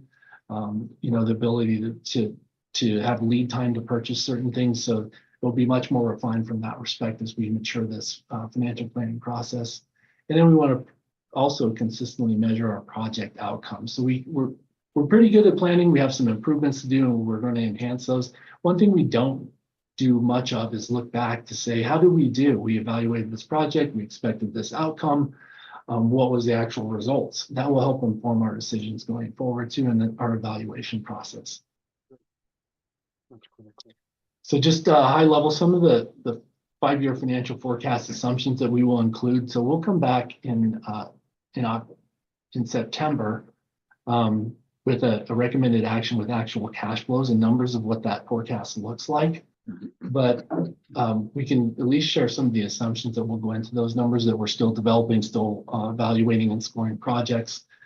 But the base system and fast tracks will again be broken out as separate cash flows, so we can see what those two different funding entities look like from a fiscal performance approach. We expect to have flat fair revenue. We're not assuming any large growth in fair revenue. We're very conservative in our revenue estimates overall. We will be using the March 2024 sales and use tax forecast that was presented by CU Leads to the committee in April of this year. And we'll also include certain items that we know about, such as projected 2027 and 2029 TABOR refunds. That also dovetails over to what we're going to suggest with fiscal policy in the next item. But we want to make sure that we capture everything and prepare for everything on a conservative basis to ensure that we have all the available information to make good decisions as an agency. And then also on the revenue side, we're not going to include any unawarded grants. Very conservative again. So you often see when we present actual results, our actual results on revenue oftentimes exceed our budgets because there was unexpected or unawarded grant revenue and other items that we don't typically get too optimistic about. On the expenditure side, we'll continue to include the system optimization plan, including staffing, the support costs necessary to support the system optimization plan, including equipment, consumables, et cetera. We've determined that a pretty good average annual inflation rate is 5.1%. That's a blended rate that takes into account anticipated increases in the local market for wages, as well as separate inflationary assumptions for consumables like fuel and the like. What we expect to see with those cash flows, we've already got some draft cash flows that we've been working on. We expect over the next 5 years to see limited growth in our net position.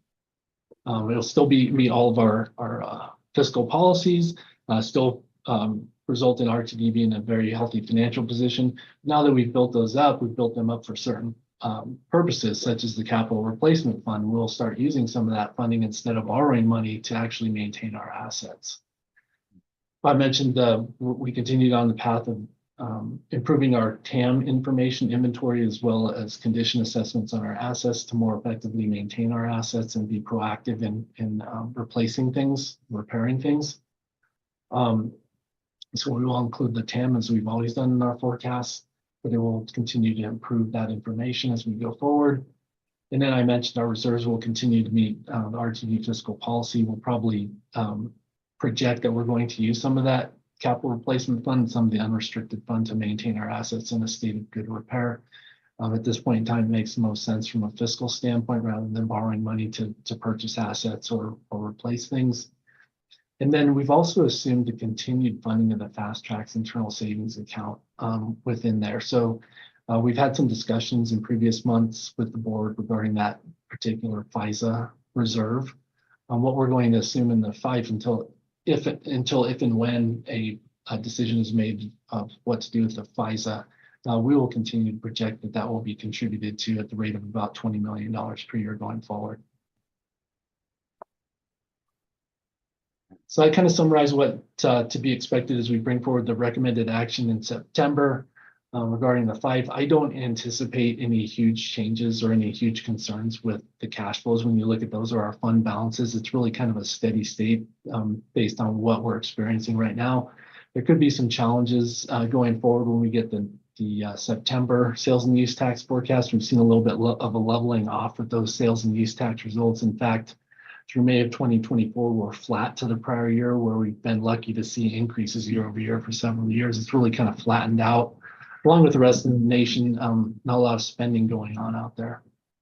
But going forward, what we anticipate doing is in September this year, we'll come back to this committee and have the FIFE as a recommended action, which will include cash flows and fund balances and additional information regarding specific information such as project information, the TAM, Transit Asset Management Plan in detail, all that information. Again, not an appropriation, but it's really a recommended action to accept this as a record for RTD as something to refer to when we talk about what the future looks like financially.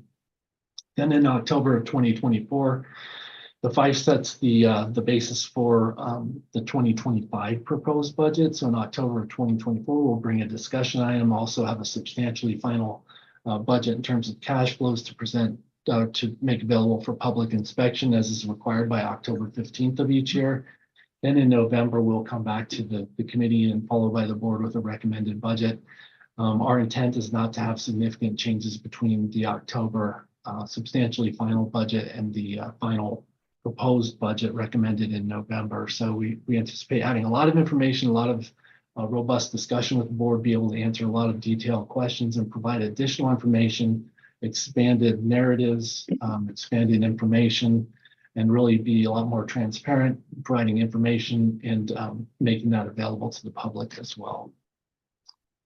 So, Mr. Chair, that concludes my presentation, and Todd and I would be happy to answer any questions. Thank you very much, Mr. McLeod. That was an excellent presentation, and I know we all had a chance to look at it before as well. Just to give you a sense of where we are, we will take a short break after we have this discussion. I know you would like to power through, but our transcriptionists who provide our services for CART and so forth do need a break. So we'll have this discussion, and I assume I don't know how long it will be, but after this discussion, we will take a break, about 10 minutes or so, and then have our last discussion item. All right, that having been said, any comments, questions from any committee members or board members who are present here in this virtual meeting regarding the excellent FIFE presentation Mr. McLeod has given us? Board Vice Chair Catlin, you are recognized. Thank you, Mr. Chair. Great presentation, Doug and Todd. I really appreciate it. And the fact that we're going to instead of a 6-year, a 5-year, I think it makes sense. You mentioned that you are assuming that we will continue to contribute to the FISA account. And I think we need to have a broader discussion about this, because the FISA account as it stands is not going to pay for a lot of capital construction for any of the corridors. I would like to know what that $20 million a year might be able to buy by way of increased service on this system. We've been criticized for not providing service, not getting ridership up to where it was pre-pandemic. And I'm just wondering if that $20 million were invested in increasing service levels, what that might get us. Thank you. And I know you can't probably answer it now, but I'm just curious as we do a trade-off analysis, what that might mean. I will open the floor to Ms. McLeod if you wish to make any comment, but you're also borrowing from our last discussion item, which is on fiscal policy, which includes some reference to FISA. So there will be 2 potential bites at this apple. But Mr. McLeod, do you want to add anything at this point in response to Director Catlin? Thank you, Mr. Chair. And I think it's a great point. And I think we'll have the opportunity when we present the cash flows broken out 5 years of cash flows for the base system versus fast tracks and demonstrate what that kind of looks like on a fiscal sustainability basis. Because essentially what's happening and what was planned to happen is that as the base system pays off its final bonds this year, which makes us subject to Tabor, the thought was that when we issued debt for fast tracks, a lot of the debt service was pushed out to further years. So the thought was when you take the two with the declining debt service on the base system, that the debt service would increase, payments would increase on the fast track. So overall for RTD, it would remain relatively steady. So I think what we're going to see is that as those debt payments increase on the fast tracks system, it leaves a lot less, taking into account contributions to FISA and other issues, it leaves a lot less available funding. So it's definitely worth having that discussion, but I think the numbers will help elicit what that potentially means going forward. Okay, I'll wait for that discussion then. Thank you. Thank you, Director Catlin. Thank you, Mr. McLeod. Mr. Committee Vice Chair Guzman, you are recognized, sir. Thank you. I wanted to ask, and you just alluded to it, but what is the consideration for potential Tabor impacts in this fiscal financial planning method as one issue? And then the second issue is, and I'm particularly struck by the slide on packet page 131. You do not need to pull it back up. That's the one with the link to the video in it that you were talking about. Do we have clear, cohesive agreement from all necessary parts of the agency in doing this work going forward? And I ask that because every department's going to have its own ask, but if they're not bought into doing it this way, we could potentially run into trouble. And I don't want to have that. I want to have the full buy-in from everybody. It's not as much an expectation from the top down as getting everybody into the same mindset that this is the proper way to go after we've pivoted from 20 years of just building and not maintaining. And so I think that's really, really important, because in any agency where there's a strong culture of doing things one way, when a change is made, the buy-in is necessary to lead through that change. So one part Tabor, second part, do we have the buy-in from the respective parts of the agency to make this work? Thank you, Mr. McLeod. Thank you, great questions. And yes, actually, since Deborah's arrival at RTD, that's been a big focus, is really having a more robust and collaborative budget planning process and financial planning process. We made pretty good strides in the last couple of years. What's happened, however, is that we always end up due to limited time, always meeting at the last minute and having these larger meetings. We've improved that this year by having regular meetings across different departments and different divisions to monitor the progress on our actual current year budget, as well as plan for future year budgets. But that's definitely a huge piece of the financial planning process, is all of us being on the same page and understanding if I request something, a new funding request, I wanted to get the feedback and be able to understand if my request was not approved, that it's not going to move forward. I want to understand why, and we'll be able to demonstrate that based on these objective criteria and also based on our strategic plan alignment. Doug, sorry, your project didn't make the cut this year because we have these other items, and I'll be able to understand. I may not like it, but I'll be able to understand what the priorities are of the organization, and based on those financial and non-financial resources, this is where we're moving forward as an agency. So a lot more back and forth, a lot more interaction throughout the agency across departments. And I see Ms. Johnson has her hand up too. And Madam General Manager, CEO, you are recognized. Thank you, Chair Tisdale. Thank you, Mr. McLeod, and thank you, Secretary Guzman, for the question you posed. And I'm going to speak to the buy-in part. As we all know, you can't ride a ship overnight, and I do recognize that there's been a culture here that was developed by happenstance as opposed to being intentional and purposeful. That generally happens in large bureaucratic organizations. Hence, that was one element that drove me to commission the organizational design and workplace assessment, recognizing that we needed to understand where we're going and how might we do that collectively.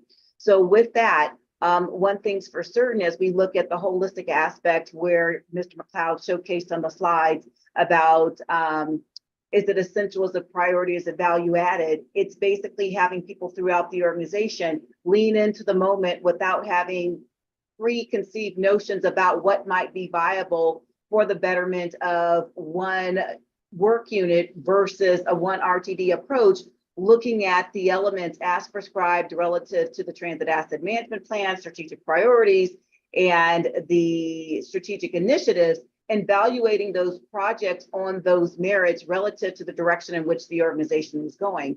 And then more specifically, what are the interdependencies? So if in fact I want to leverage some new technology within my group, and say, for instance, you can't, it's in light rail, hypothetically speaking, you can't spell transit without IT. Did somebody actually confer with those people in IT so they could maintain those systems? Did we discern whether or not we have enough training dollars to keep people up to speed relative to maintaining that software? Do we have enough people to train individuals? So all of those different elements, what we're trying to do is bring people along and understand what it's about. And there has to be a business case as we go forward. Now, don't get me wrong, everything isn't going to be chocolate sprinkles and rainbows, because this is going to take some time relative to how we're going about doing it. But we're being intentional by bringing people along in the beginning, and then more specifically providing those parameters. So hence the different generations and the different phases that Mr. McLeod spoke to, because this is going to be an evolutionary process. And with anything, when you create change, we need a change management process. And that's something where we have opportunities within this organization, because it generally didn't happen. It may be somebody issued an edict and we need to do this because X said it. Perhaps it was the board approved it. Perhaps, you know, my predecessor said that, whoever it is, not a certain individual, but we're trying to be more intentional, bringing people along and understand how this aligns with what we're trying to do for the betterment of the agency and the communities in which we provide service. Thank you. Thank you very much, Madam General Manager, CEO. Well said, and we appreciate that. Director Broom. Oh, I'm sorry, Mr. McLeod, did you want to supplement? Thank you, Chair. I wanted to answer Director Guzman's second part of his question regarding Tabor. Yes. Thank you. Yeah, so regarding the Tabor question, so essentially what we've done, Director Guzman, is with Revenue Diversification Working Group, one of our charges was to really investigate the Tabor calculation, what qualifies as Tabor applicable revenues, et cetera. We did that and we reported that to the committee. We've got a very detailed calculation that we use. So when we talk about the 5-year financial forecast, when we project out what that Tabor impact could look like, it's actually relatively small based on the information we have. In 2027, it's about $2 or $3 million. And again, in 2029, it's about $2 or $3 million. That could change very easily by a lot going forward. So we're basically using the information we have based on the cap, which is set by the Consumer Price Index, plus net change in new property construction. The sum of those two is the cap or our actual results. Well, it just so happens, based on our current projections, and the current projections of our actual sales and use taxes are pretty, I'd say, muted. They're like 3% per year. That aligns really closely with what the forecasted CPI, Consumer Price Index, and net change in property values are. So it really indicates that there's not really going to be much of a Tabor impact, but that could change obviously dramatically if there's any disruptions, an economic disruption, or actual results come down. If inflation continues at its current pace and it's lower than what our actual collections are. So we're really just projecting out based on current information. We don't think it's a material impact at this point in time, but we could get 6 months down the road and find out that, yeah, now it looks a lot different. So hopefully that answers your question. Thank you very much, and Director Guzman has acknowledged that. Director Broom, looks like you get the last bite of this apple. Thank you, Mr. Chair. Does the district track ozone levels, or can we get that information from the RAC? It seems like, you know, a lot of the taxpayers in the district who don't really use RTD a lot, but would like to know that some of their money is being used to improve our air quality. Mr. McLeod, can you take that one on? Thank you. Yes, and thank you for the question, Director Broom. No, RTD does not have the ability to or capabilities to track ozone levels. What we did do though is with the 2023 Zero Fare for Better Air that was that occurred during July and August of 2023. We did engage with the RAC, the Regional Air Quality Council, to help with the final report to try to measure what those potential impacts were. So with included, and I don't recall what the numbers were, they did include information regarding what they estimated, the RAC estimated the impact to be. But yeah, we don't have the resources internally or the ability to measure that ourselves. Okay, thank you. Thank you. All right. Any other directors or who have questions regarding this very important second discussion item on the Fife? Two observations by me before we break. Number one, I'm anxious to get a link to that video.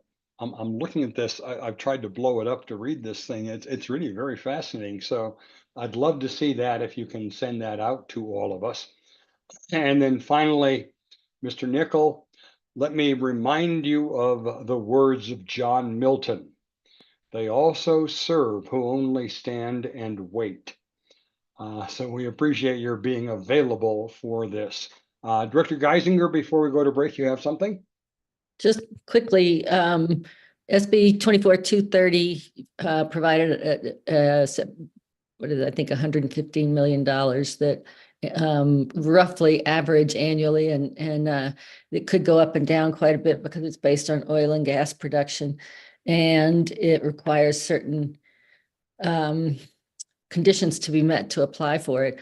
Have you looked at that at all in terms of what RTD might get? And the number I've heard is 55 million.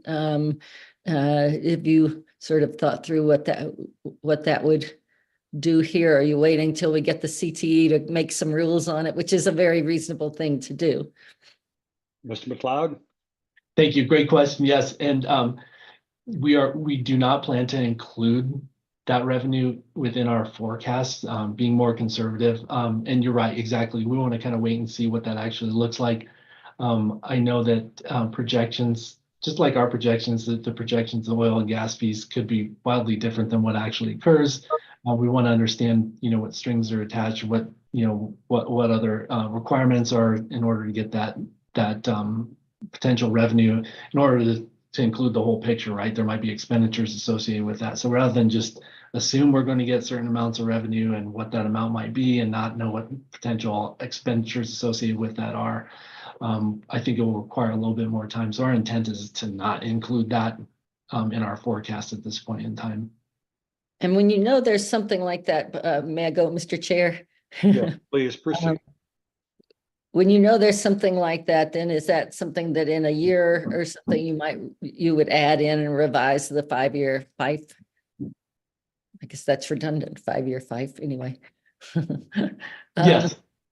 Okay. Yes, definitely. It is once things reach kind of a level of, I guess, certainty, not absolute, but maybe a little bit more certain, where we really understand the parameters of that. So for instance, our 5307 preventive maintenance grants, those are only as certain as the willingness of Congress to actually appropriate those funds. So they have a projection and kind of commitment from the Department of Transportation as here's how the funds get allocated. But unless Congress actually, does a budget, approves a budget and the appropriation, RTD won't receive that money. So, but it's relatively certain. So we do include those, but we don't include things that are maybe a little bit less certain. This would be a good example. So yeah, if we got down the road and it became kind of a regular recurring, almost like a guarantee, we would probably want to include that within our financial forecast at that point. Thank you. Thank you very much. Any other comments before we close this discussion? Seeing none, we'll close the discussion on the second discussion item, and we will now take a break until 7:45 p.m. 7:45 p.m. We have one final discussion item, an interesting one. I don't know that it'll go that long. 7:45, we will break. And I thank you very much for your attention, and we now stand in recess.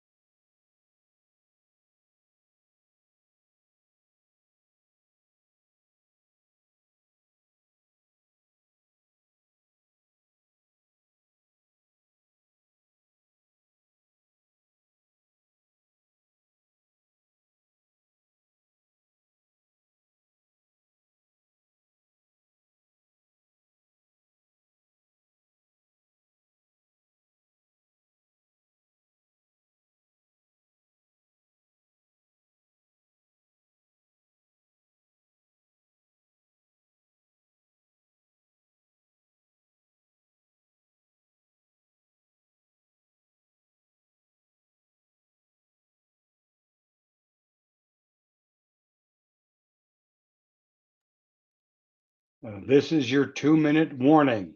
This is your 2-minute warning. Thank you.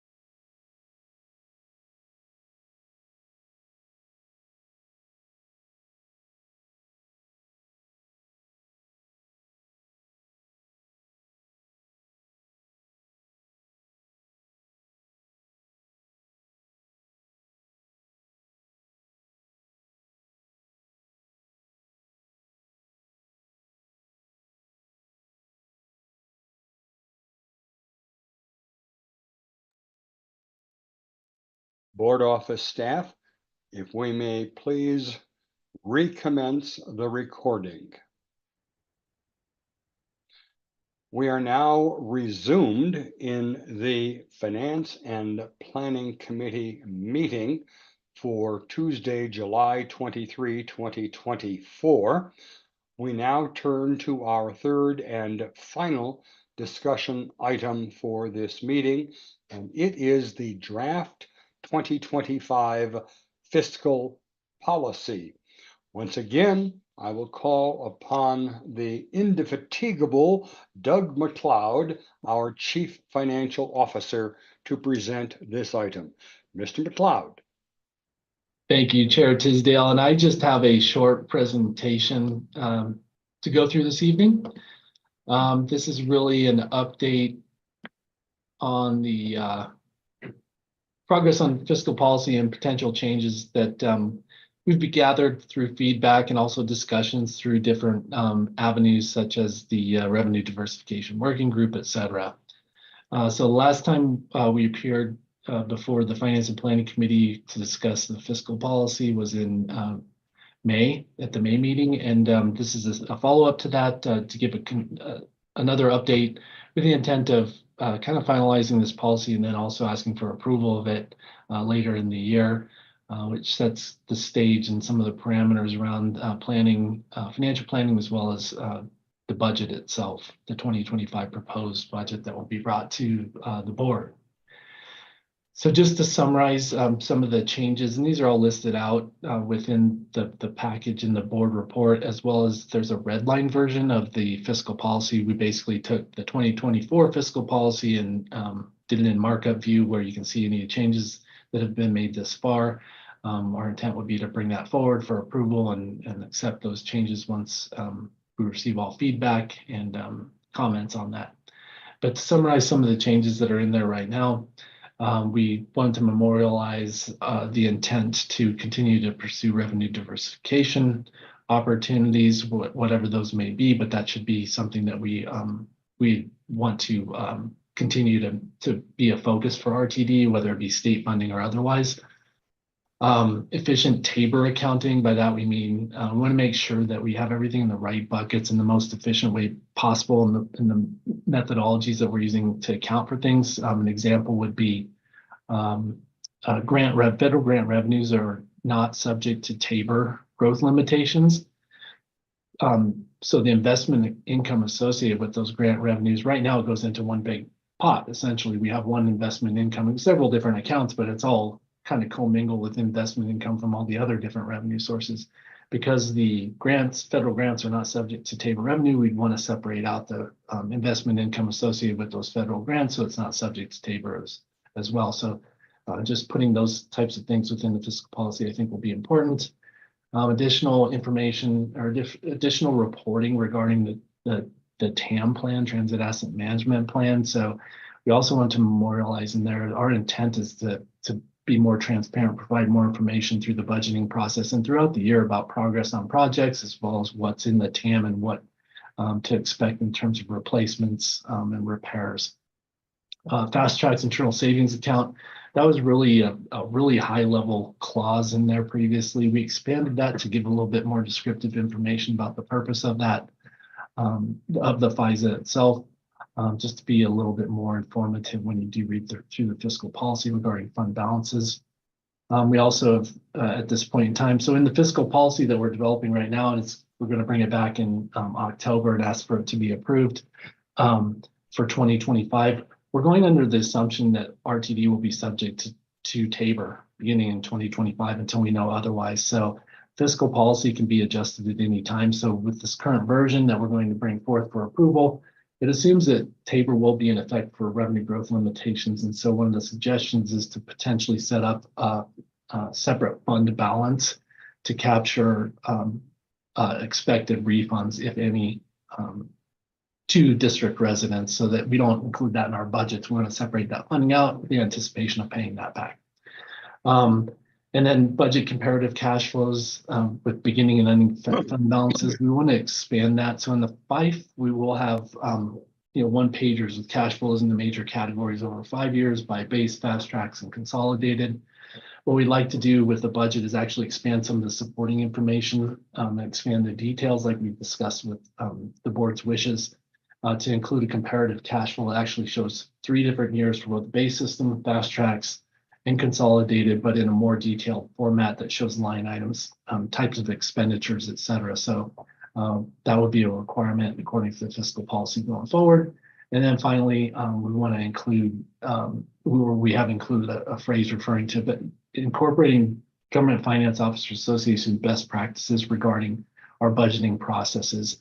We already use those best practices for our actual numbers in our financial statement audit, but we thought it'd be good, and we've had discussions with the board about incorporating those best practices within our financial planning and budgeting process.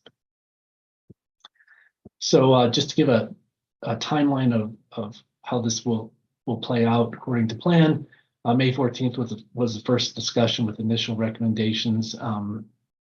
Same with tonight, we soliciting feedback. Please let us know if there's anything you'd recommend that we would like to do. It doesn't have to be now, but as the ongoing discussion continues, any opportunities to make changes to that fiscal policy, we want to make sure that we take everything into account before asking for it to be approved.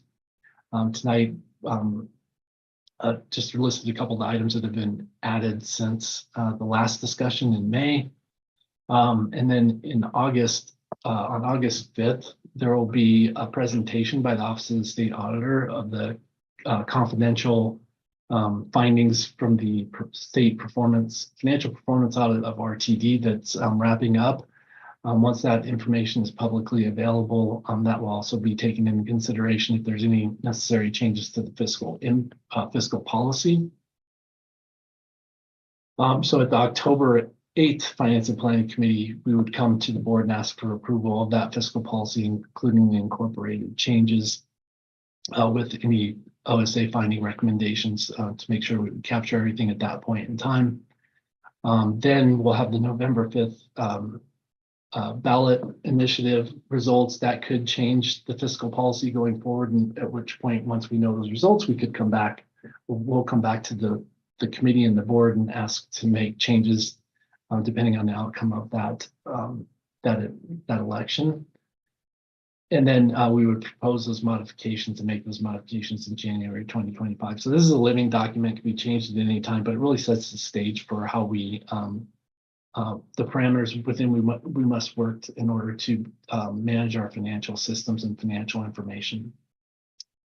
So that was a quick rundown of where we stand with that, and I'd be happy to take any questions, Mr. Chair. Thank you. Thank you very much. We appreciate that, Mr. McLeod, and I see that Director Deschel has his hand up right away. Thank you, Director Tisdale. Thank you, Mr. McLeod, for the comprehensive update, and for board office as well for helping with this. I do think, to Director Catlin's point earlier, we owe it to ourselves, to the community, to really evaluate the FISA account whether that's through or some sort of ranked choice survey to evaluate what people want to do with it. Our chair has always said the board made it, but the board can also change it because it is a sole creature of board action. Other thoughts would be to create some sort of contingency, which would be the FISA is only funded if, for example, the base system is not subsidizing FISA or the fast track side of the house, right? Which does happen to a tune of a pretty large number every year, as I understand it.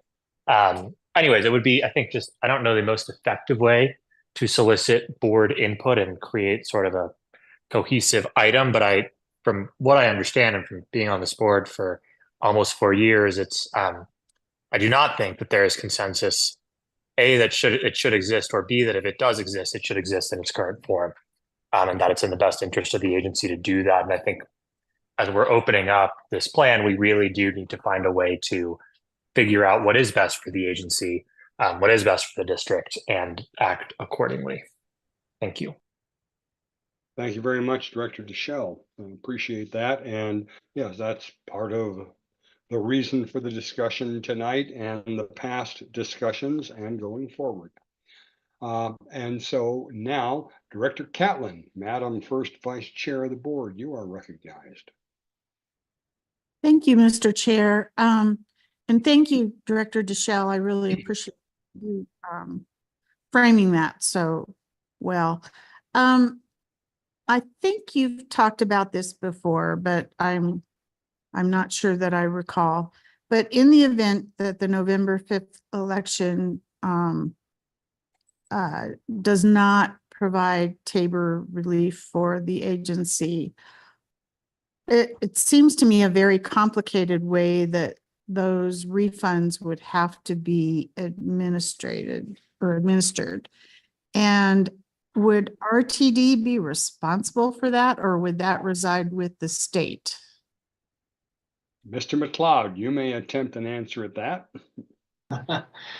Great, and I would ask General Counsel Snyder to weigh in if she has other ideas. We've discussed this in the revenue diversification working group to a certain extent. Some of the ideas that we've bandied about have been things like, if it's a relatively small amount, we could potentially return that to the district through a non-cash refund, such as offering free fares for a period of time. If the refund amount becomes rather large, that becomes a little more complicated because it would take when we only project in 2024 that we will collect $64 million in fares. So if we've talked about a 10% refund on $600 million, about $60 million. I don't know that we want to offer free fares for an entire year. So there might be some other options, like maybe we develop a policy if we're subject to Tabor of, here's how we would approach those refunds based on certain levels of refunds. And then we could talk about how we would effectuate that. If they're larger, potentially it's some other mechanism, hopefully with assistance from other outside agencies, knowing that Department of Revenue collects taxes for RTD. Maybe there's some options there. Trying to figure out how to send out individual checks is very complicated. The solution in 1992 or thereabouts, where RTD refunded Tabor over collections through utility bill credits, sounds like that was a nightmare. That doesn't sound like a good idea, but I think that would be something that definitely we'd want to come up with some potential options, discuss it with the Finance Committee and the board as to how to approach that when the time comes. If I might, Mr. Chair. Yes, please proceed. So the fact is there would be administrative costs to RTD to do any such refund, regardless of what color it is. And so I know it would be really hard to figure out what those administrative costs might be, but I just think it would be helpful to know that, because that puts a burden on you and your staff, Doug. Just plain and simple. I just posed that question. So thank you. Thank you, Madam First Vice Chair. It raises another question too, which I had, that perhaps General Counsel may not have an answer to at this moment, but might explore, and that is, are the costs associated with a Tabor refund appropriately deducted from the total Tabor refund so that you net that out? Let's say I owe a refund of $100, make the numbers simple so I can understand them. You owe a Tabor refund of $100 and it costs you $10 to distribute that. Are you in fact then only actually required to distribute $90? And as I said, General Counsel, you may or may not have a ready answer, but we're happy to recognize you now. Thank you, Mr. Chair. My first answer is I don't believe so. I think that the refund amount is what is required under Tabor. I don't believe we can back out our costs, but I'm happy to look into it further. Thank you very much. I appreciate that. You're With a welcome. lawyer's sharp eye to see if we can.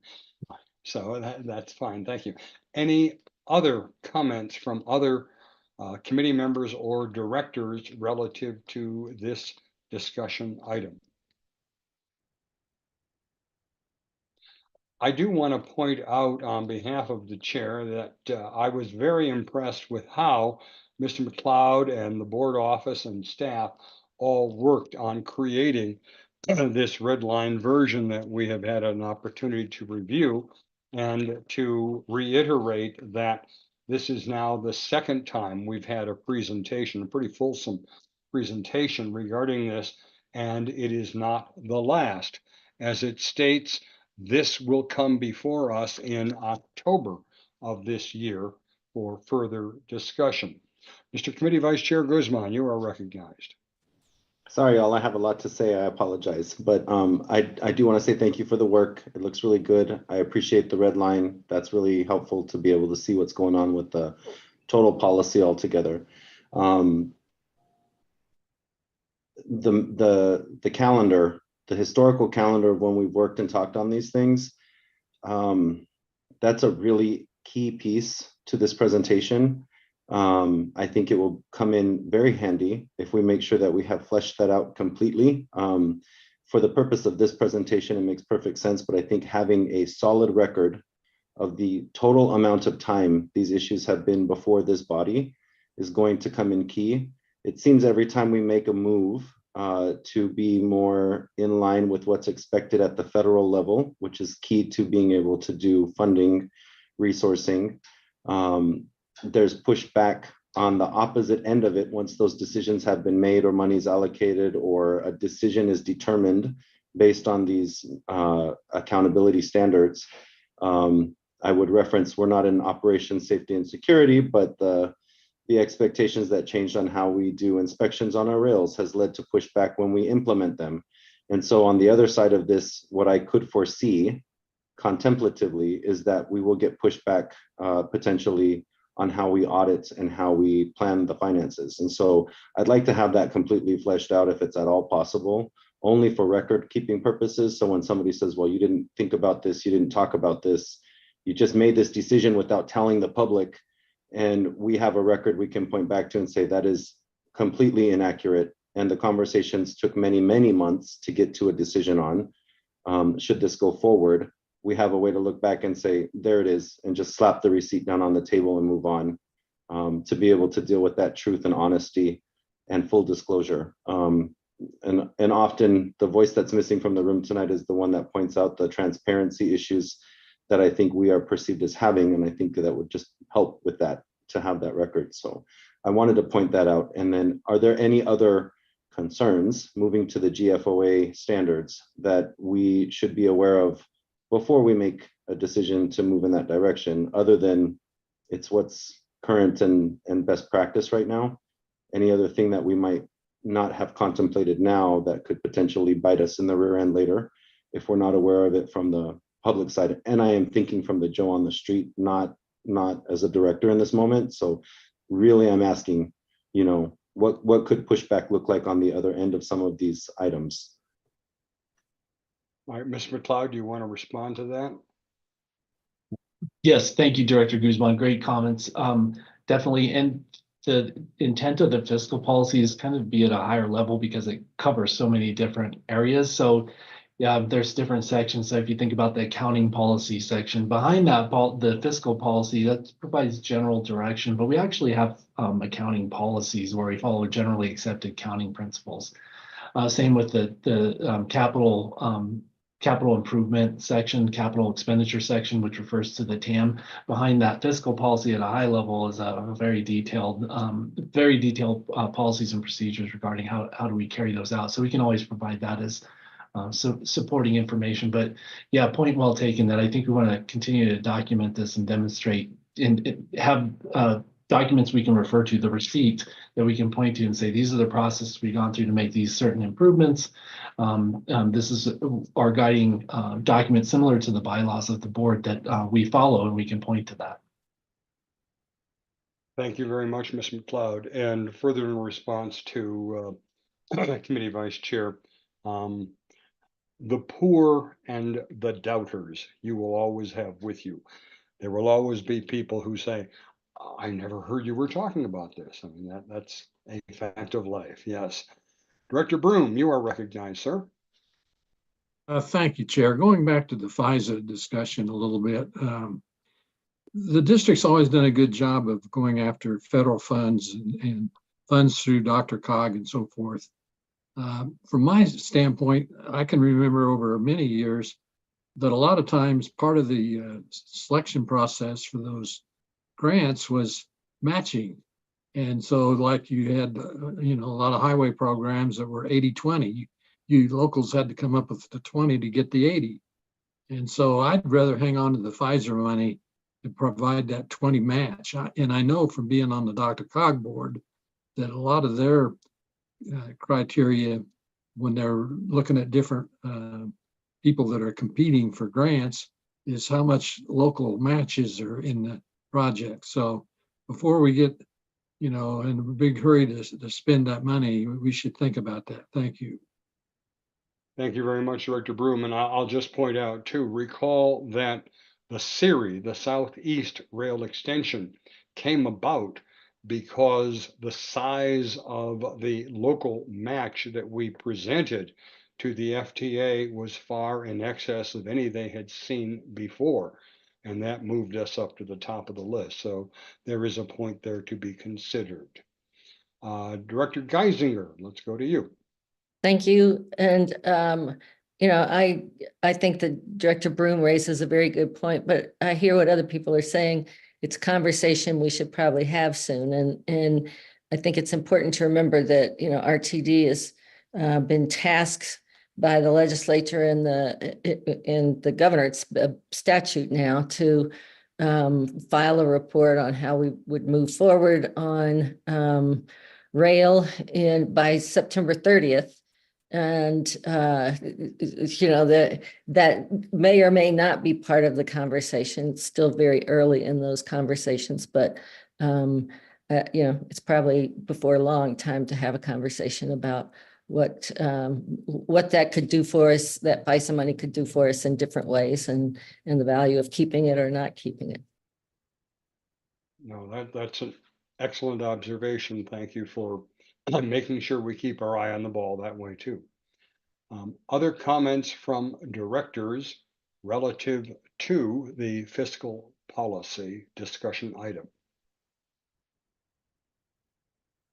Seeing none, we will now close the discussion item on the fiscal policy, recalling that we'll see that again in October of this year. Are there any other matters to come before the Finance and Planning Committee at this time? Seeing none, then I will remind you that, I'm sorry, Mr. Committee Vice Chair, slow on the draw. I couldn't raise my hand fast enough, sorry. To Director Geisinger's point, I think I'm nervously anticipating the product of that report. It is unfortunate that political capital was spent on a new toy rather than trying to help us get the information we need from the railroad to be able to complete our study. So we haven't heard much about that, and maybe somebody could speak to that. I don't know if this is the appropriate place for it or not, but something to consider, even if it's later down the road, on where we're at with the Northwest feasibility study, and what the report might look like by the September deadline, since we won't be returning to fiscal policy until October. That's kind of concerning, and we do need to keep an eye on that. It would appear as our general manager and CEO has a response to that. So Ms. Johnson, you are recognized. Okay, thank you. Thank you, Mr. Chair. So in reference to the question that was posed by Secretary Guzman, one thing's for certain, as relates to BNSF, as you're aware, they provided us with 30% engineering plan sets and the infrastructure cost estimates. We received that on June 25th. It includes costs for the infrastructure, and what that basically means is track, drainage, structure, signals, PTC being positive train control. However, we still do not have information relative to the BNSF easement cost and the operations cost. And so the project team is working on that. I may be interjecting myself as relates to leadership at BNSF relative to what that is, because we don't want to conjecture and speculate about what that could be. More specifically, I think there could be some trepidation and angst relative to BNSF providing that information, recognizing that their right-of-way is of interest to other parties, and recognizing while they may be providing us with some cost estimates, because we have an existing operation which would be built upon, i.e. the B line, there could be some hesitancy there, but regardless, we did enter into an agreement. We did push out the report from a time-only vantage point relative to the contractual agreement we have with HDR. And so I should be in a better place to understand where we collectively are going with the Northwest Rail Peak feasibility study. In relationship to what a second chair Geisinger referenced about the September 30th date, that is not for RTD. We have to work in conjunction, but FRPR has that responsibility. And to the point that I just raised, it's difficult for them to come up with a plan without having the foundation of the Northwest Rail Peak feasibility study. So just wanted to qualify that for everybody. So stay tuned. Thank you. With bated breath, we will stay tuned. I appreciate that. I once again ask, are there any other matters, just to conclude and make sure that we haven't missed anything? I don't see anything. Okay, then I will advise that we have no meeting of this committee in the month of August. The next Finance and Planning, yes, I see the applause.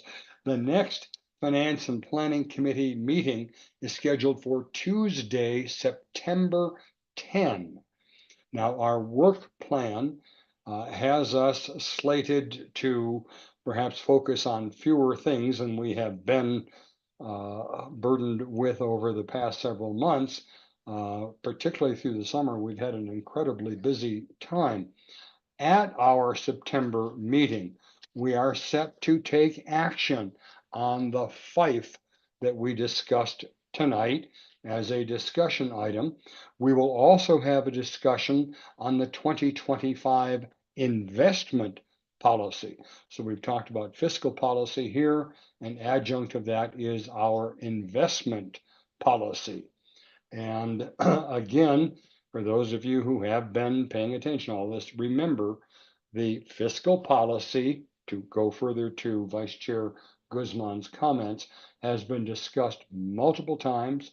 It's coming back again. Boy, we're ending just in time. As a recommended action item, and the final approval of the fiscal policy is set for October. Seeing nothing further coming before the board at this time, the committee at this time, the July 23rd, 2024 meeting of the Finance and Planning Committee is now hereby adjourned as of 8:13 p.m. Mountain Daylight Time. Thank you all very much and have a good night. Night, everybody.